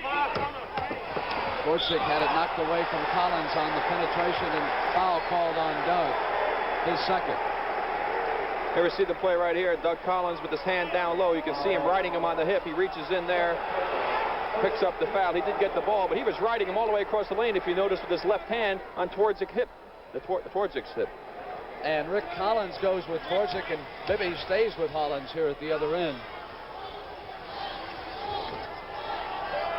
Twardzik trying to hand fight Doug off. They come bumping into the middle. Walton looking for the open man. It's Lucas on the Twardzik screen. McGinnis yanks it free. Now let's see what the Blazers do. See, Twardzik goes over on Bibby, and obviously Hollins will try to stick now with Collins. Calhoun goes inside, and McGinnis goes one-on-one against Lucas. Power against power. McGinnis, he second-guessed himself in the air. Out comes the pass. He's got to go with the shot. Hollins off to Calhoun. Oh, push him up down. on the top. Goes, but there was a whistle and a loose ball foul. Caldwell Jones, and that's his 4th. He had 3 early in this game. And only the second team foul on the Sixers here. Portland with 4. Next one for Portland will be the bonus situation. Daryl Dawkins back. Jones with 4 fouls out, and Hollins and Twardzik bumping each other pretty good. Hollins outside on Bibby, still missing. Corky Calhoun coming up over the top with his first foul. Once again, Lionel Hollins is hurting his team right now with the outside shooting. He is not shooting well, and he continues to take those outside shots. Blazers in the penalty already.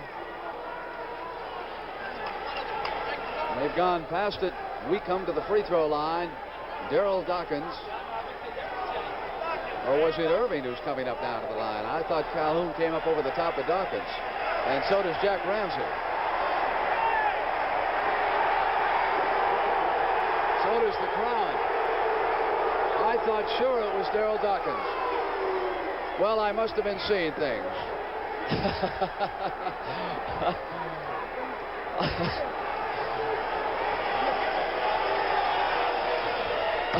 Oh, my. Julius Irving with a couple of free throws. 71-66, a 5-point difference in 6-10. Lucas against McGinnis. Luke comes up with the shot. McGinnis fouled him. His 3rd.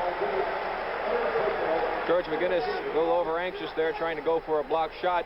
Lucas was really out of his range. It was really a silly foul on George's part. Rick, when the game started, you could just see the players staying away from contact. The referees were being tough. Now we're into the second half, getting down real close to money time, and there's a little more contact creeping back into this game. Motions running just a bit higher than they did when this contest got underway. That's for sure, Brent. You can rest assured that if this game gets a little bit closer and we get into that 4th quarter, that there'll be a heck of a lot more contact out there, both offensively and defensively. 15 points for Lucas. Irving is high for Philadelphia. Those 2 free throws gave him 22.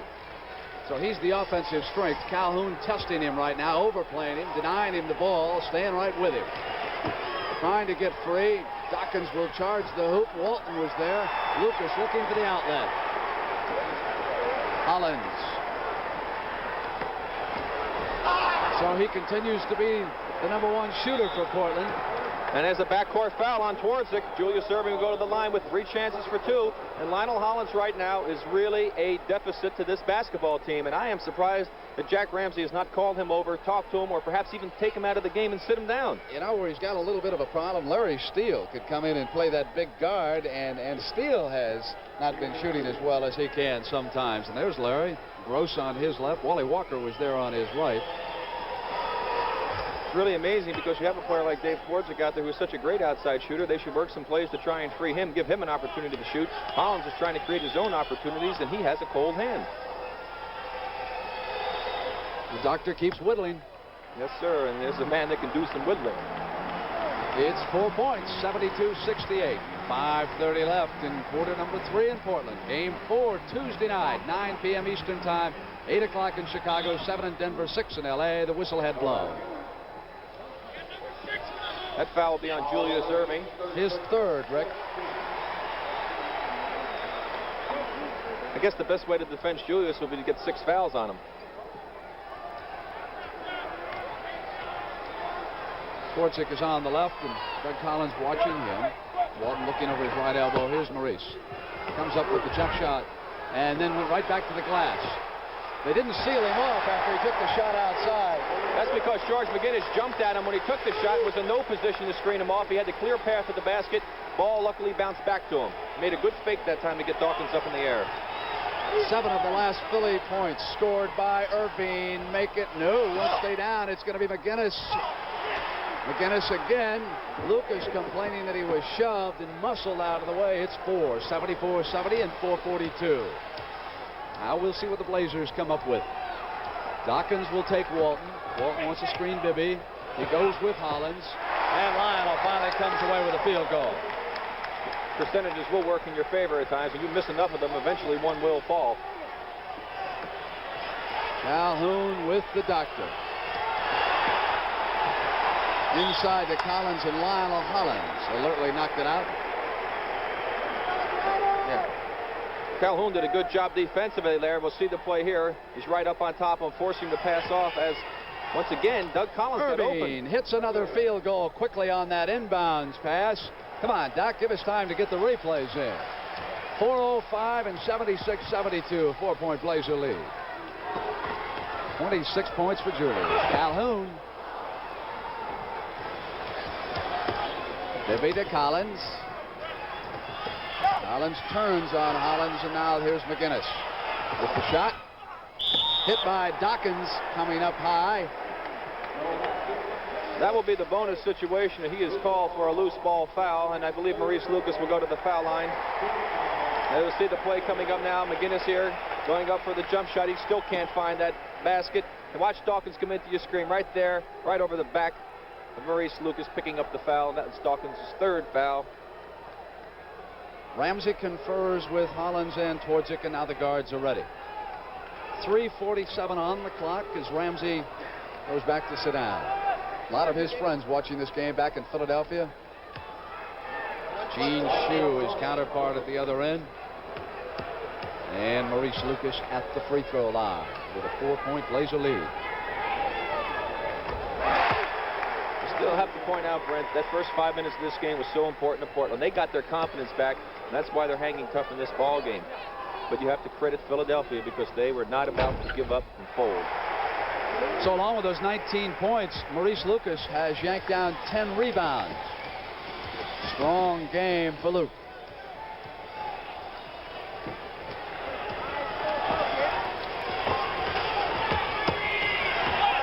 Erving. Oh, he has got it going for him again. And he's asking for a foul. As you saw him motion, he was pushed down low on that shot. Dawkins with Walton. Dawkins got a hand on it and blocked it. Off to Bibby. Bibby to McGinnis. Hollins was cut off. Twardzik. Good defensive play, Twardzik, and then McGinnis threw one up outside. Hollins in the middle for the Blazers. It's 3-on-2. It's Calhoun. Again, that outside shot of McGinnis will not fall, and every time he misses, Portland seems to go down and capitalize on it with a basket. Scoreboard out here shows 80-74, 250. McGinnis, and Walton was over right on him, fouling him. 2 fouls as Joe Bryant, Herm Gilliam will be checking in. You're looking at Bryant getting loose. He will not be shy or bashful. He was 0 for 6 on Thursday night. Came out here to practice yesterday. Said, I'm going to regain my touch. He's going to get his chance in Portland. Hi, dear. What are you doing there? Go ahead. Say it. You think I goofed, don't you? So I got the wrong paint last time, so it didn't last. Don't rub it in. But, sweetheart. Admit that I was smart enough this time to get Lucite paint. Lucite's tough. It has a special tough sealing process with overlapping mica plates to help seal out moisture and resist peeling and cracking. So give me a break. I'm doing it right with tough sealing Lucite. You do everything right. And for rustic wood, do it right with Lucite Exterior Stain. Hi, I can give you over 100 reasons why the good taste of beer comes in a bottle.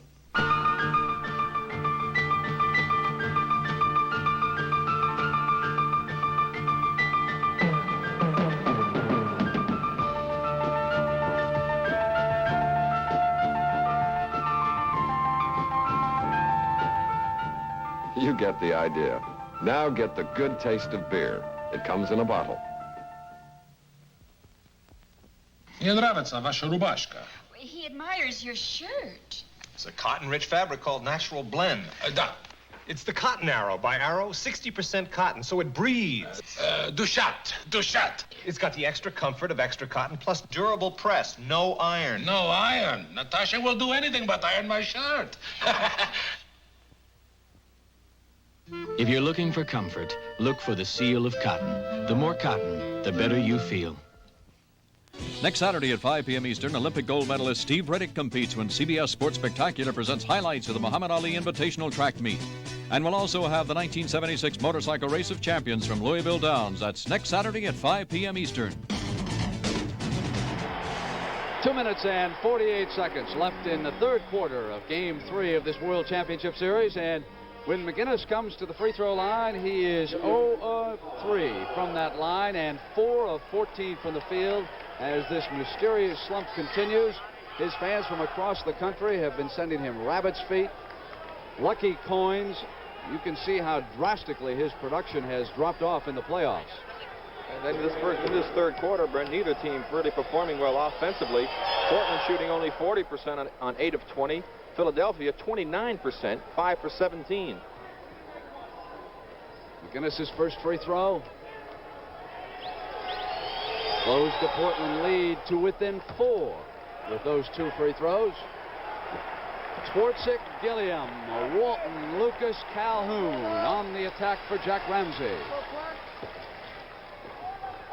Irving out on Calhoun, and here's Gilliam with the jump shot outside. Yanked down by Calhoun. Strong rebounder, good defensive ball play. Lucas wanted Walton cutting across. Boy, on that play right there, Darryl Dawkins just almost virtually held Bill Walton on the play, but no foul was called, and the pass was a little off the mark. Bryant checks in, replaces McGinnis. Bryant had to wait until McGinnis shot the free throws. Coming down for Gene Shue. Irving, Bibby, Collins, Dawkins, and Bryant. Bibby brings it up. Collins has Gilliam posted. Maneuvers in, and Calhoun came up. Doug Collins is being called for an offensive foul. That's a great defensive play. Let's take a look at it right here. The pass comes in from Dawkins to Collins. He spins to the baseline where the opening is. Watch his left arm right here. His right arm it was. His right arm tried to knock Collins out of the way, and he knocked Calhoun out of the way. But now 3 fouls on Collins.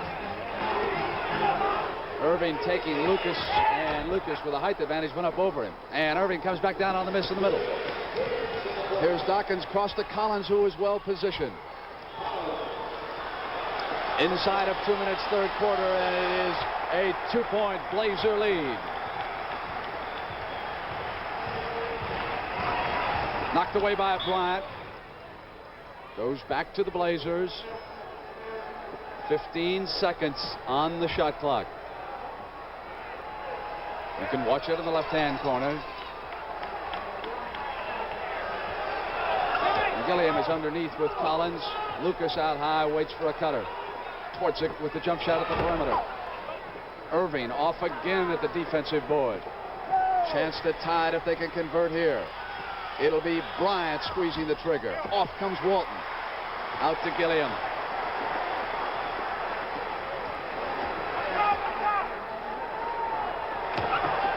Lucas. So late in the first half, Philly had a chance to get back down. Took an outside shot. It was McGinnis that time and missed it. This time it is Bryant. And back come the Blazers, and they make them pay. Down inside of 1 minute. 4 points. Irving. Lucas frees. Whistled. A loose ball foul, I believe, on Joe Bryant. Yes, it is. Maurice Lucas will go to the line, and he has been a very important factor. Here we go, the shot coming up by Julius, not his best shot of the game. He reaches over. Bryant was backing out of the way and kind of ran into Lucas. There's some contact made. Jake O'Donnell felt the foul should have been on Bryant. Lloyd Neal into the game, and Bill Walton goes out.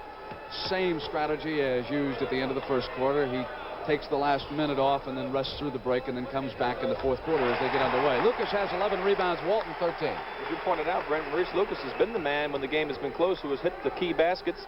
He hit 2 at the end of the first half when it was down to 1. He's now hit a jumper and 2 free throws. He's known as a competitor. And when it gets tough, they like to go to him at Marquette and also in the ABA. He's got courage. It's 84-78. Collins bounces off at Gilliam and flows to the hoop.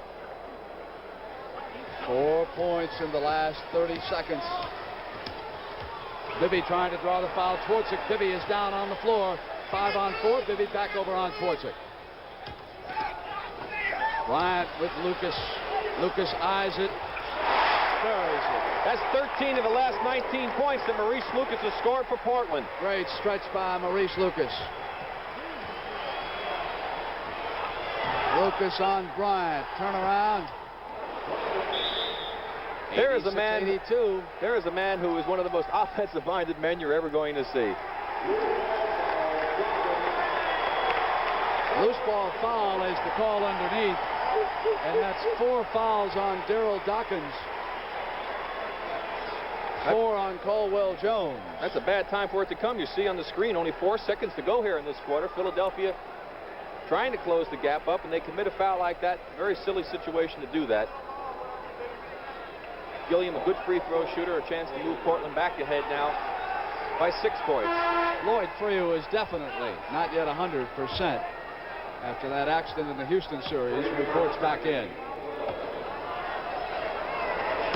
When he's 100%, you'll see him smiling when he comes back on the court. He enjoys playing this game about as well as anybody in the league.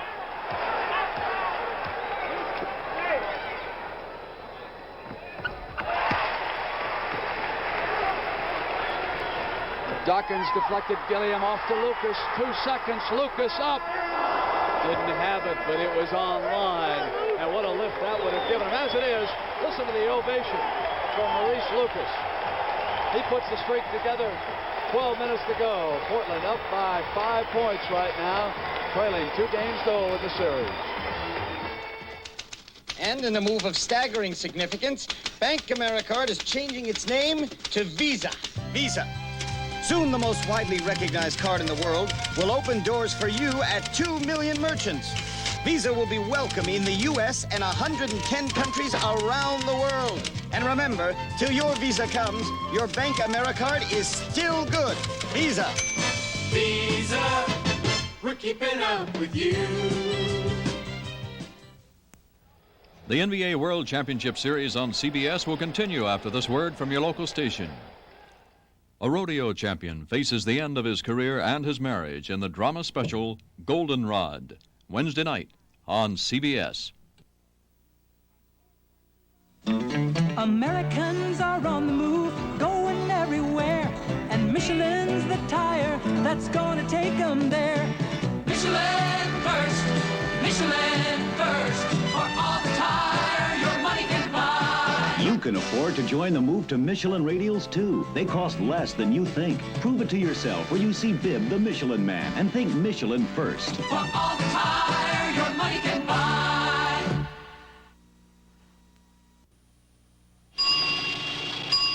I had an ounce of common sense, I would put an immediate halt to this ding, ding, ding. You asked for it.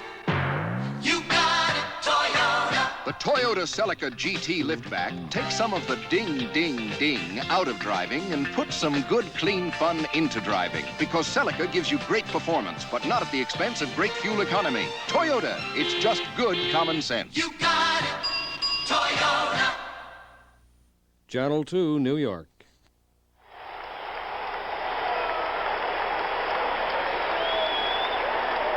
Doctor Who has scored 28 points, but you can tell we're in Portland, Richter. Well, I'll tell you what, the youngster may not have known who he was before the game, but I'm sure he does now. 87-82. Blazers ahead of the 76ers. Game 4 Tuesday night, 9 p.m. Eastern Time on CBS. Hollins, Davis, Neal, Calhoun, and Lucas on the floor. Walton will be in shortly. Hollins on the quick turn on the right baseline. And Henry Bibby will report back in immediately. It's free. Dawkins, Irving, Collins, and Bryant. You know, also, Brent, Julius Irving has not had a rest in this basketball game. Bryant, short. That's a bad shot, Brent. They don't need that right now.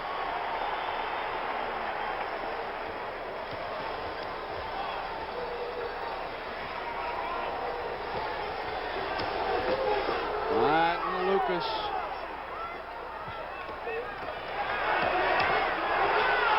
Hollins wants it again. Dawkins off. That's still a bad shot, Brent. I know I've said it a lot of times, but Hollins is not helping with that type of shooting. 89-82, a 7-point difference. Free. Lucas swings over. Lloyd crashes to the basket. Off comes Neal to Hollins. It's 2-on-2. Bryant races back. And Davis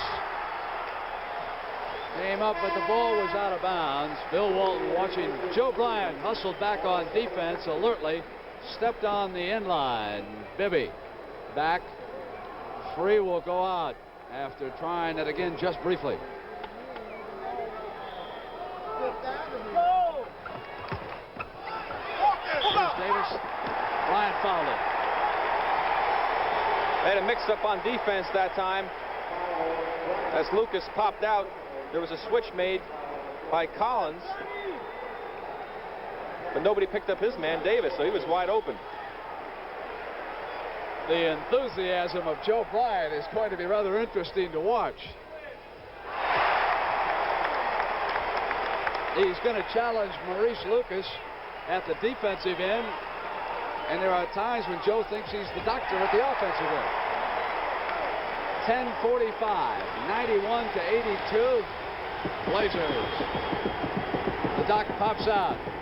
Collins cuts. Hollins intercepts. Here's Calhoun. Yanked free by Irving, and loose ball foul. That will be on Lionel Hollins. That is his fourth personal foul. He made a great pass to Corky Calhoun, who was not able to capitalize on it. That could be a big break for Philadelphia right now. That basket would have put them down by 11 points. As it is now, they get an extra foul on Hollins. Bibby swings free of Davis. Off to Collins. Quick shot.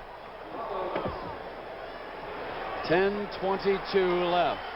21 points for Collins.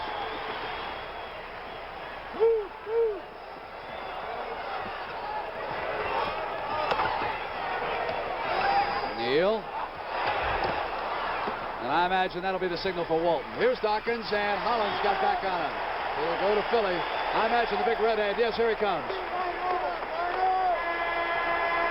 So right now, Brent, that first quarter, oh, so important for the Portland Blazers. They get off to that 13-point lead at the end of the quarter. Philadelphia's been chipping away, outscored them in the last two quarters.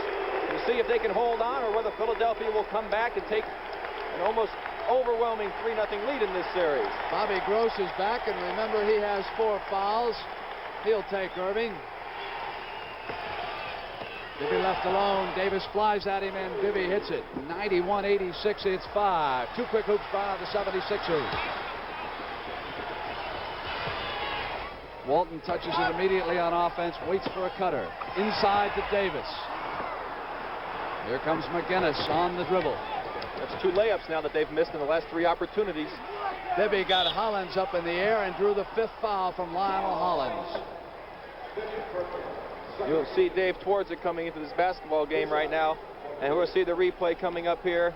Pump fake by Bibby. He gets Hollins off of his feet. Once again, you can't do that. Invariably, you will pick up a foul in that situation if the offensive man is intelligent and uses the play properly. Now we've got Twardzik and Davis, a couple of 6-foot 1-inch guards. You're looking at Dave Twardzik from Virginia Dominion, one of those unheralded players from the ABA. And Doug Collins is 6'6". He's got about a 5-inch advantage, long arms. And you know Philadelphia will be thinking that way. 91-87, 9:30 to go. Walton on the lob. Oh, he got it in! Bill Walton got it in!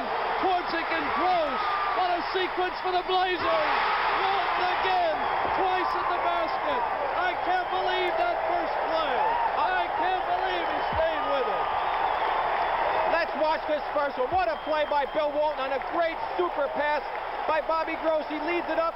Walton's in the air, falling away, controls it with his fingers in the basket. Now let's watch the next one off of this great steal. A lob pass to Walton. Super pass again by Twardzik. It's a different angle on the first one. Tips it in, and the Blazers have come back.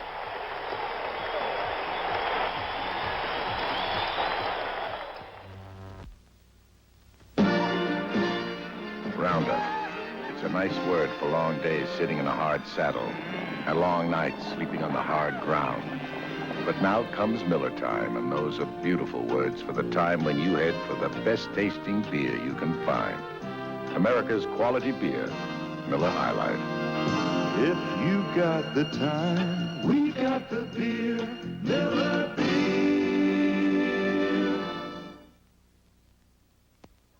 You get to be the superstar in rent-a-car when you've got the kind of people who can get things ready, even before you get there. Hertz has more of them than anyone. People who know how to get their job done fast and who can put out that extra effort when things get busy. Go, Hertz, go! People who know the most important thing is getting each customer away fast into a reliable Ford or other fine car. Come to Hertz. The superstar in rent-a-car. You know it.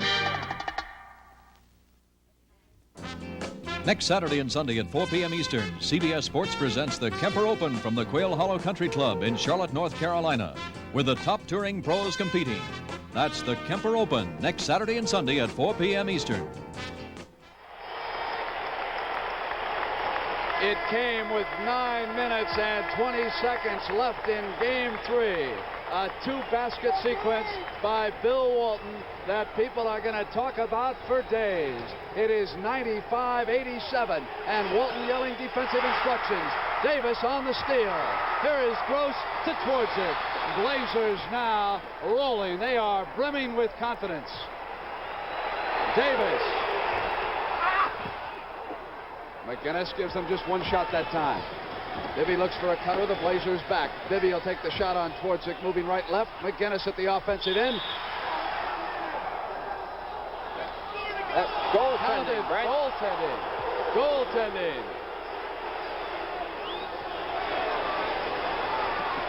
Basket goes 95-89. Big play for Philadelphia right there. Sure was, Rick. They needed something just to quiet down. If Davis had hit that jumper right there a moment ago, it might have been all over. Twardzik on the drive in, crashes off of Collins. Dawkins comes up. Walton left alone. Dawkins was complaining, and the ball was free. He came down and ran into someone, Lloyd Neal. The ball popped loose right to Bill Walton. Irving jumps up on Gross. Twardzik off on the fly. Walton takes his time. Here he is.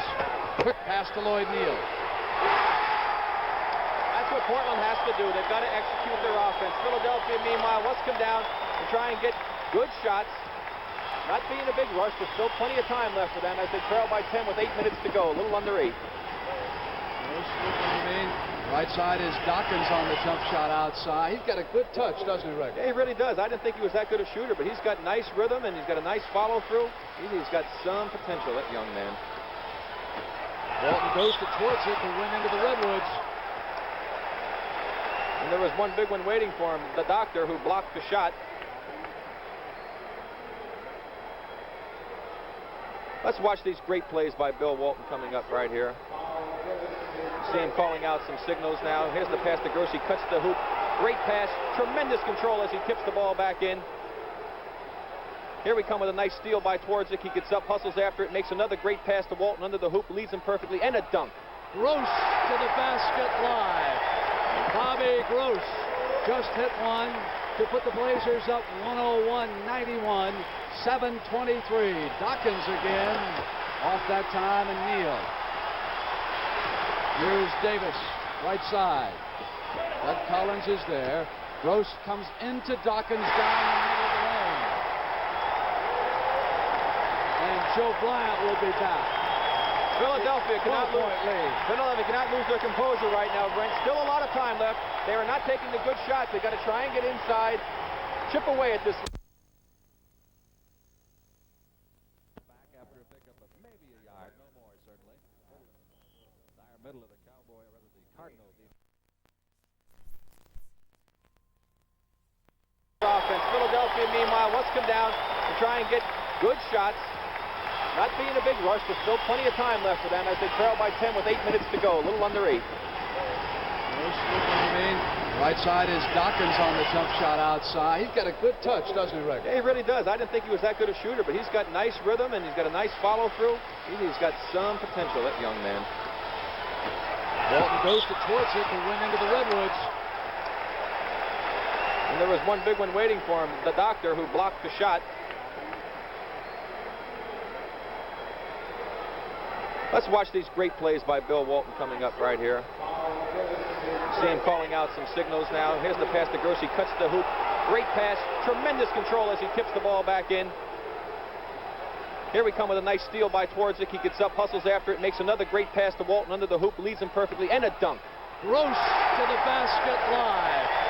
Bobby Gross just hit one to put the Blazers up 101-91, 7:23. Dawkins again off that time, and Neal. Here's Davis, right side. Doug Collins is there. Gross comes into Dawkins down the middle of the lane. And Joe Bryant will be back. Philadelphia cannot lose their composure right now, Brent. Still a lot of time left. They are not taking the good shots. They've got to try and get inside, chip away at this lead right now. Will be on the turn. Portland playing good defense. They're forcing him to take tough outside shots. Lucas getting a big rest, too. Neal. So it's Neal outside.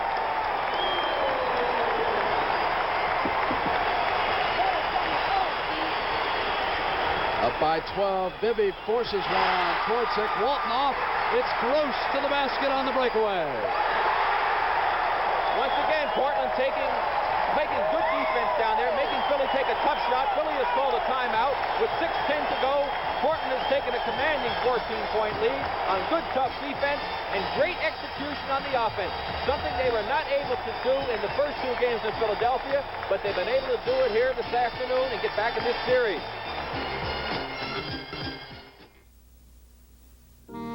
This is a 1932 Chevrolet Cabriolet, built when every car was unique in character. A person cherished his car, perhaps because he felt it reflected his own special qualities. I feel that way about my 1977 Monte Carlo. Today, it's harder to find an original, but it still makes sense to look for the real thing. Chevrolet Monte Carlo. There's no other car quite like it. I like that.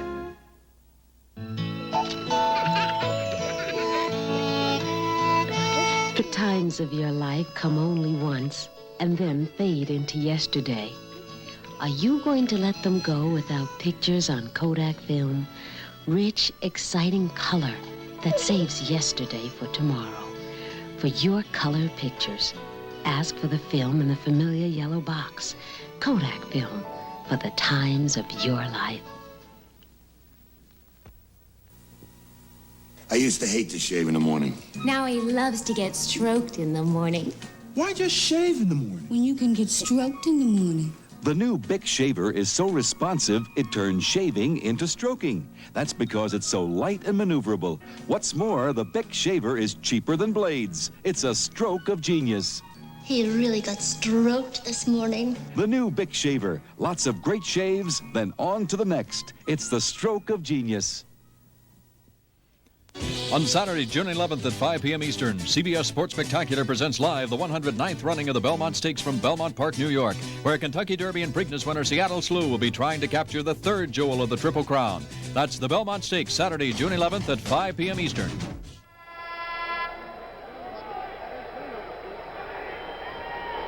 Shue and Ramsey look on. 6:10 to go. Mike Dunleavy makes his first appearance of this game. He is on the floor. Dunleavy brings it up. Works with Bibby. Joe Bryant is back. Caldwell Jones is there along with McGinnis. Irving finally gets a break. It'll go to Philly. And the fans now brimming with some confidence. They had doubts when this game began here in the Coliseum. Game 4 Tuesday night. Dunleavy gets inside, and the rookie from South Carolina is hurt. Hurt an ankle. Hitting that basket. He's limping back at the defensive end. Gross knocked away by Jones, and it's goaltending. Good call by Jake O'Donnell. Gross laid the ball on the glass, and after that, Caldwell Jones blocked it. That is goaltending. As you see Mike Dunleavy limping around, he's injured his ankle. Looks like a twist. I don't know how bad it is.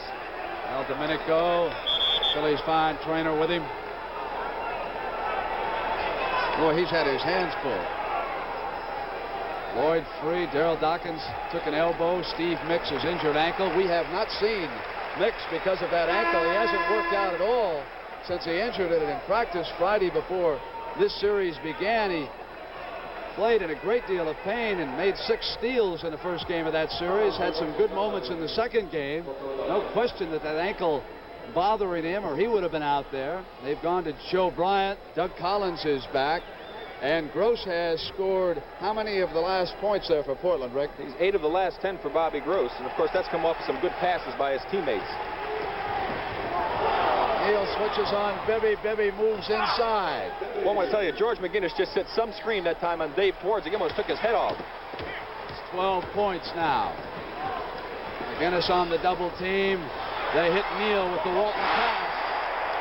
If they go to the double team, Portland with its passers is liable to tear you apart. Bibby under pressure. Neal off to Davis. McKinney and Ramsey signal. Spread everything out. 5-12. 111-97. Looking for the open men. Neal. Lloyd Neal has certainly given a shot and arm to this ball club. He's got on the boards. He's scored baskets in close, hit the jumper outside. Big game for Lloyd Neal. Gross stays with Bryant. Bibby. Walton soared high. Off of McGinnis. Bodies crashing every which way. We've got 3 down. Let's try and see what happens here as Bibby goes up. Walton forces him to take a difficult shot. The ball will bounce loose. And you'll see McGinnis tripped over Walton, who had fallen down, and also Bibby, who had fallen down. The domino theory, I suspect we can call that. What a day for Walton. 20 points, 15 rebounds, 6 assists, 4 blocks, and Mike Dunleavy feeling fine, and Julius Irving looking on.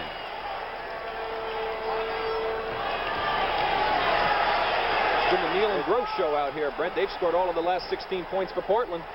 Here they go again. Neal this time. Walton taps up. Walton keeps it alive. Whistle blew.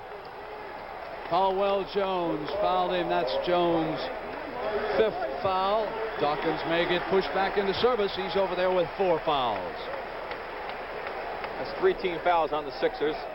2 only on Portland. Shades of last year's World Championship Series. Boston won the first 2 games against Phoenix. Then it was down to the Sun City, and the Suns won 2 in a row. Twardzik. What a great reverse layup by Twardzik over a man who's some 6 to 7 inches taller than he is. Here's Bryant. 4:17 Gross came up on Bryant. Dunleavy runs it down in the middle. Bill Walton couldn't stop his forward momentum going after that ball and picked up his third foul, Rick. And third team foul right now. Here's the play again. He knocks it loose. He tries to run after it. Watch him right here. He can't slow down. He sees the man coming. Cannot help but run into him and pick up the foul. Davis on the block, but Jones retrieves, and he goes to the hook. Walton cleans. Davis, and he's got Gross busting ahead of him. Davis will go to the hoop. And go to the hoop he did. He really exploded that time. Gross gets back. Almost steals. 3:49. The 76ers have got a series on their hands. Dunleavy. Brent, the difference in this quarter, Portland has got 10 after that last one. 10 layups in this quarter alone to only 1 for Philadelphia. Gross free.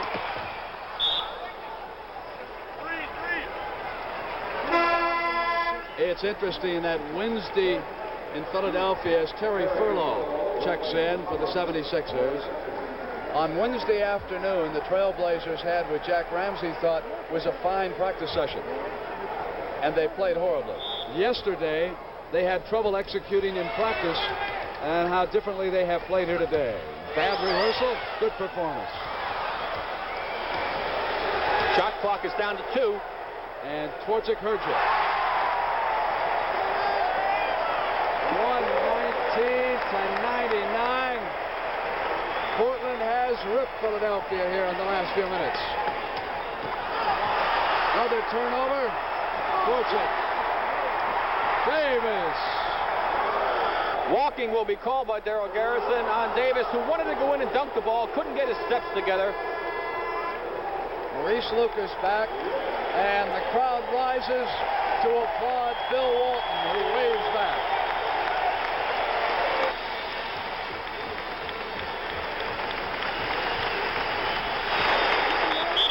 And there he is, after waving back to this crowd who gave him an ovation when he left. Timeout has been called, and again, 12,923 people up and cheering. They'll all be back on Tuesday night, and I hope you're here with us too. Game 4 will be a good one. 9 p.m. New York time, 6 in Los Angeles. We're good and tough. We're the Kellys. No roads too rough. We're the Kellys. When you need tires, from basic 4-ply tires to our latest Aramid Plus radial tires, you ought to ask for the Kellys. The Kellys. They're good and tough. We're good and tough. We're the Kellys. Rolling, rolling, rolling. Changing to Cam 2 motor oil's like falling in love. A running and a racing to make it the best. Cam 2. Stock cars, Indy cars, and all the rest. Cam 2. Change your own to Cam 2 alone. It's tough. You'll love it. Cam 2. Hey, if Roger Penske is willing to risk a $100,000 car in $1 million race on Cam 2, I'm with him. Cam 2, you know it's tough, and you love it. This Tuesday at 9 p.m. Eastern, CBS Sports presents the 4th game of the NBA World Championship Series with Philadelphia taking on Portland, followed by the 5th game on Friday night at 9. That's Tuesday night at 9 for Game 4, Friday at 9 p.m. Eastern for the 5th game of the NBA World Championship Series. A dejected Julius Erving telling you the story here this afternoon in Portland, and it was hardly the doctor's fault. He scored 28. And I think we can safely say there will be a 5th game back in Philadelphia next Friday. Bryant hit that field goal. Key statistic, Rick, is going to be turnovers. Game 1, Portland turned it over 34 times. Game 2, 29. Here this afternoon in Game 3, just 15. And they average usually around 17. 2 minutes and 30 seconds. 119-101. Steve Jones and Rick Barry will be going inside to talk to some of the Blazers afterwards. Maurice Lucas adding 2 more. Wally Walker will check in. Furlow was backing up on Davis. Here's Walker. Out goes Bruce. Neal.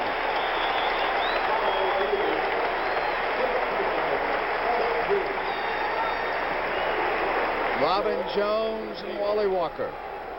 Along with Johnny Davis, Dave Twardzik, and Maurice Lucas. And at one point, I thought a key moment was going to be when Lyle Hollins went to the bench with 5 fouls. And instead, the combination of Davis and Dave Twardzik did a number. And here it is again. Well, that time he got his steps together, Brent, on another breakaway, as Philadelphia is having breakdown after breakdown. But they will be back Tuesday night. Twardzik, Wally Walker can fly. Brent, interesting enough, when Hollins went out of the game, he was really hurting them. That probably was the turning point because Twardzik came in and gave him a little bit more composure and ran the offense. Didn't look to shoot it so much. Davis dives against Furlow. Loose ball. Jones retrieves. Furlow came up, deflected away. Philadelphia retains possession. Game 4, don't forget, Tuesday night. 8 o'clock in Chicago. 7 o'clock in Denver. 6 o'clock in San Francisco. McGinnis. And McGinnis finally hits an outside jump shot. That certainly will help him, if nothing else, with his confidence in the next ball game. First one he's hit in a long time, Brent. Davis just comes to the basket and dishes Robin Jones. Last minute and 15 seconds. Dissolving. I think all of us wondered just what might happen in this series after those first 2 games in Philadelphia, but there's no wondering now. This is going to turn out to be a marvelous showdown between these 2 teams. So many times that happens, Brent. You lose the first 2 games away in the series, you come back home, and a lot of times you blow them out in that first ball game, but still the percentages are with the Sixers because only 3 teams have come back from a 2-0 deficit to win the overall title. Jones and Caldwell stayed with him. Maurice cleaned up. McGinnis was there. And here comes Bryant dishing to Terry Furlow. I like Furlow's talent. 125-105. What a job Walton and Lucas did as Wally Walker puts in one. So Walker and Furlow showing some of their skills as this one evaporates into the record book. Jones went into Furlow, pinned it up against the glass. Goaltending call. Julius will be back, and the question now is Steve Mix and that injured ankle. He is such a steadying influence on this 76er team, frequently overlooked because of all the talk about Irving and McGinnis, Collins.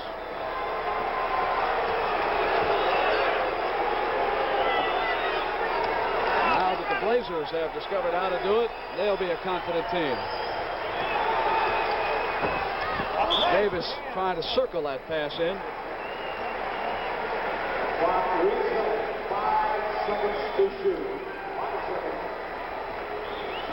Steve Jones and Rick Barry will be talking to some of the Blazers afterwards, and Wally Walker has come off to score 3 field goals, the rookie from Virginia.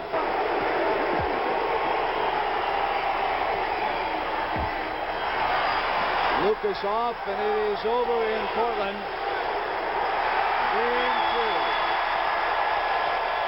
129 to 107. And you see the big man with 20 points and 18 rebounds and a 2-basket sequence that I'm never going to forget. When he went fly to the basket, retained control and managed to tap it in. Then on the Twardzik steal coming back. And that was it. Rick Barry and Steve Jones will be back to talk. Some of the members of the winning Portland Trail Blazers. Game 4 is coming up on Tuesday night from Portland.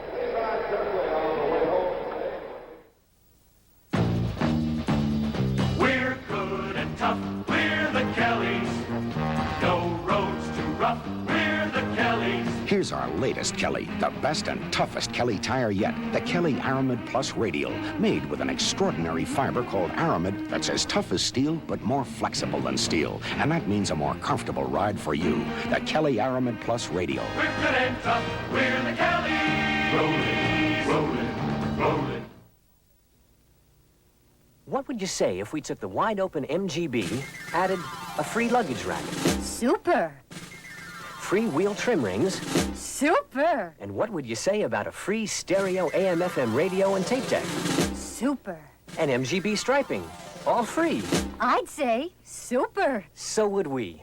Introducing the 1977 MGB Super Special. It's very special. It's very super.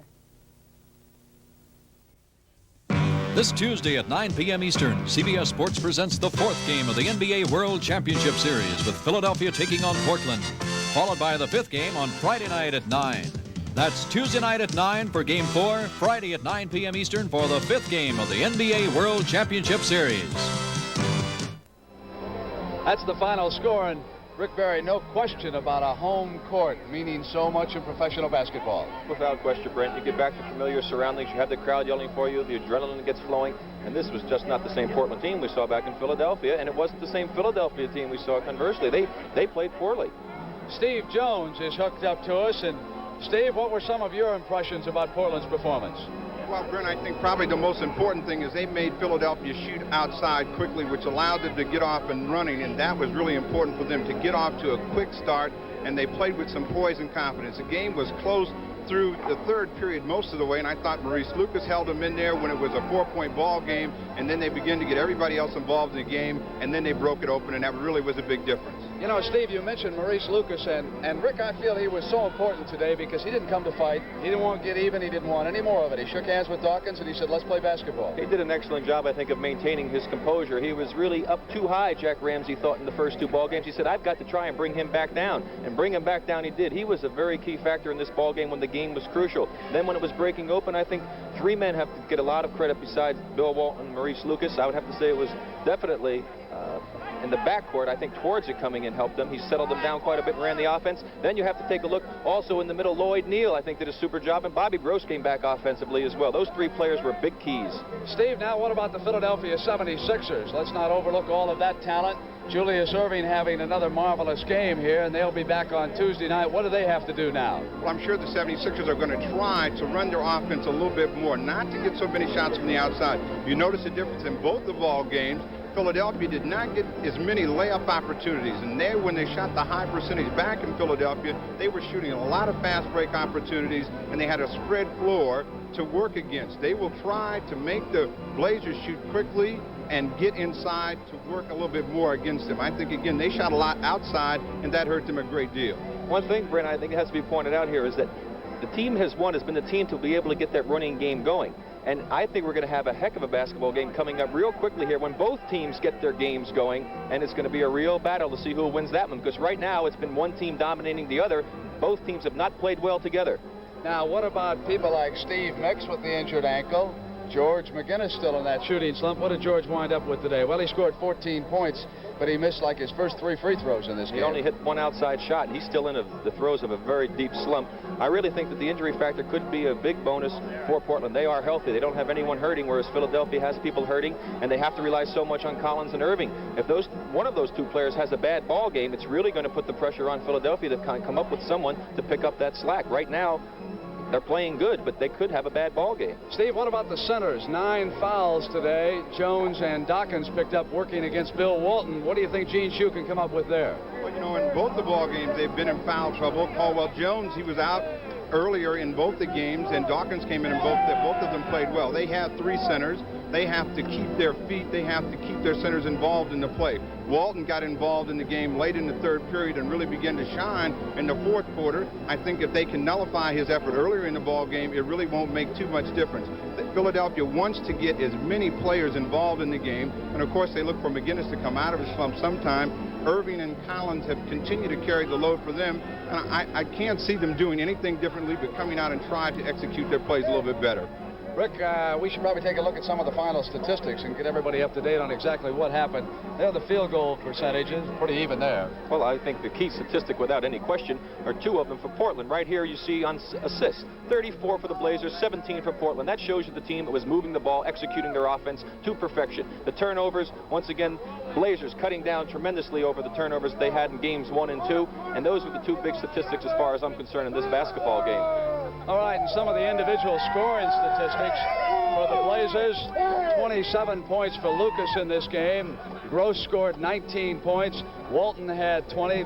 Hollins had 15. 18 points for Davis. Off the bench, Steele did not score. Twardzik scored 6. Gilliam had 1. 13 for Neal. He gave him some big moments in the fourth quarter. 4 for Calhoun. Over here for Philadelphia, Dr. J with 28, 14 for McGinnis, 4 for Jones, 9 Bibby, 21 Collins, mixed with 5 all in the first half. He didn't play at all in the second half. 6 for Dawkins, 8 for Free, 4 for Dunleavy, 4 for Bryant, and 4 for Terry Furlow. So now the pressure switches back to Gene Shue and the 76ers. They were riding high and loose coming in here, having won the first 2. Well, they really don't have the pressure on them, Brent, as much as you would think.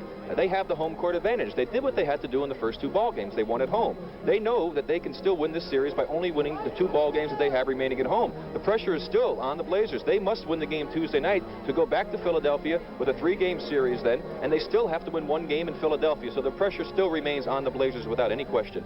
Steve, I know you have watched a lot of Bill Walton this year, and I'm still going to remember forever that 2-basket sequence. Did you get a good look at that, at body control on that first basket of his? We had an excellent view of that, and the thing that Bill does very well on that is he handles the ball so well when he's in the air. Now, his body was going the other way, and he handled the ball easily, and he got it in, and that was just a magnificent play on his part. And then he came back down, and he was falling down, and he was just posted underneath when Dave Twardzik made that lob pass into him. But Bill Walton has excellent hands. I think that's one of the things that distinguishes him as a center in basketball. He passes well, but he also catches the ball well when he's in the air, and he can do something with it. Steve, I have to mention, too, what did you think about Lionel Hollins' performance? I mentioned throughout the game that I thought he was hurting them badly, and that Dave Twardzik was really the man to help turn them around and settle them down. Well, I thought Dave did an excellent job of coming down and helping them run their offense. They rely on Hollins now to score more baskets for them. And you know, Rick, that in order to score, you have to shoot. He was going poorly, but he had to put the ball up. Now, he's gotten a lot of offense for them. He's what you call a third of their big 3. Walton, Lucas are the other 2. And without him scoring in the backcourt, Ramsey seems to be a little bit more concerned, so he left them in and he put them back in the ball game and continued to tell them to put the ball up. He did hurt him in that one period, but Lucas carried him when he was shooting badly. The guards are so important. Henry Bibby had a marvelous first half in Game 2 back in Philadelphia, and today they had some more problems against the Portland guards, and I think that was such a key thing, and you have pointed out some of the people. Davis, of course, Twardzik off the bench, and Lionel Hollins, but the guards played with much more confidence here today. They certainly did. It was like the old Jekyll and Hyde syndrome. Back there in Philadelphia, they were Mr. Hyde. They turned back into Dr. Jekyll out here in this particular ball game, and they were the men who were so instrumental in carrying Portland over Los Angeles. And I think the guard play is crucial to the performance of this Portland team, because they are the men who orchestrate things out here along with Bill Walton. And if they're not penetrating, getting the ball to other people, it all falls on Bill's shoulders. And with the defensive adjustment that Philadelphia had made, they were keeping the ball out of Bill's hands quite often, but they were able to get it to Bill much more often in this basketball game. Steve, I want to change the subject for a moment from this game. What did you think about the Seattle Supersonics trade? Tommy Burleson, of course, going down to Kansas City, and Marvin Webster up there. How do you evaluate that big maneuver? Well, I think the biggest thing for Denver was that they tried to move some people that did not really fit into their system. Larry Brown moves the ball quite a bit. Willie Wise, Paul Silas, and Marvin Webster all had problems in that passing game offense, and I think that was probably the biggest concern. They wanted to get some additional quickness and good outside shooting with Brian Taylor, so they picked him up and moved Tommy Burleson along. You know, Kansas City's been crying for a big center. I thought Sam Lacey had an excellent year for them, but they hope that Tom Burleson will come back and pick it up for them. And, of course, Steve and Rick, it means that with that second pick in the first round, Otis Birdsall, no doubt the great guard from Houston, will be drafted by Kansas City. He'll step right into the lineup and replace Brian Taylor. I'm sure that will be the case, but I really think in that trade right there, not counting on the draft choices, that Denver came out in the best situation. I think Brian Taylor will really help that basketball team because he plays right along with the way Larry Brown believes in coaching. And, of course, Larry Brown telling us that Danny Issa will be back with Denver. And don't forget now, Game 4 will be Tuesday night, 9 p.m. Eastern Time. And while I've got a moment, let me credit our director, Tony Verna, and our producer, Bob Stinner. They did a marvelous job here for us in Portland. We'll all be back on Tuesday night for the fourth game of this series. So, final score, 129-107. Portland is back in it. For Steve Jones and Rick Barry, Brent Musburger saying goodbye from the Portland Memorial Coliseum.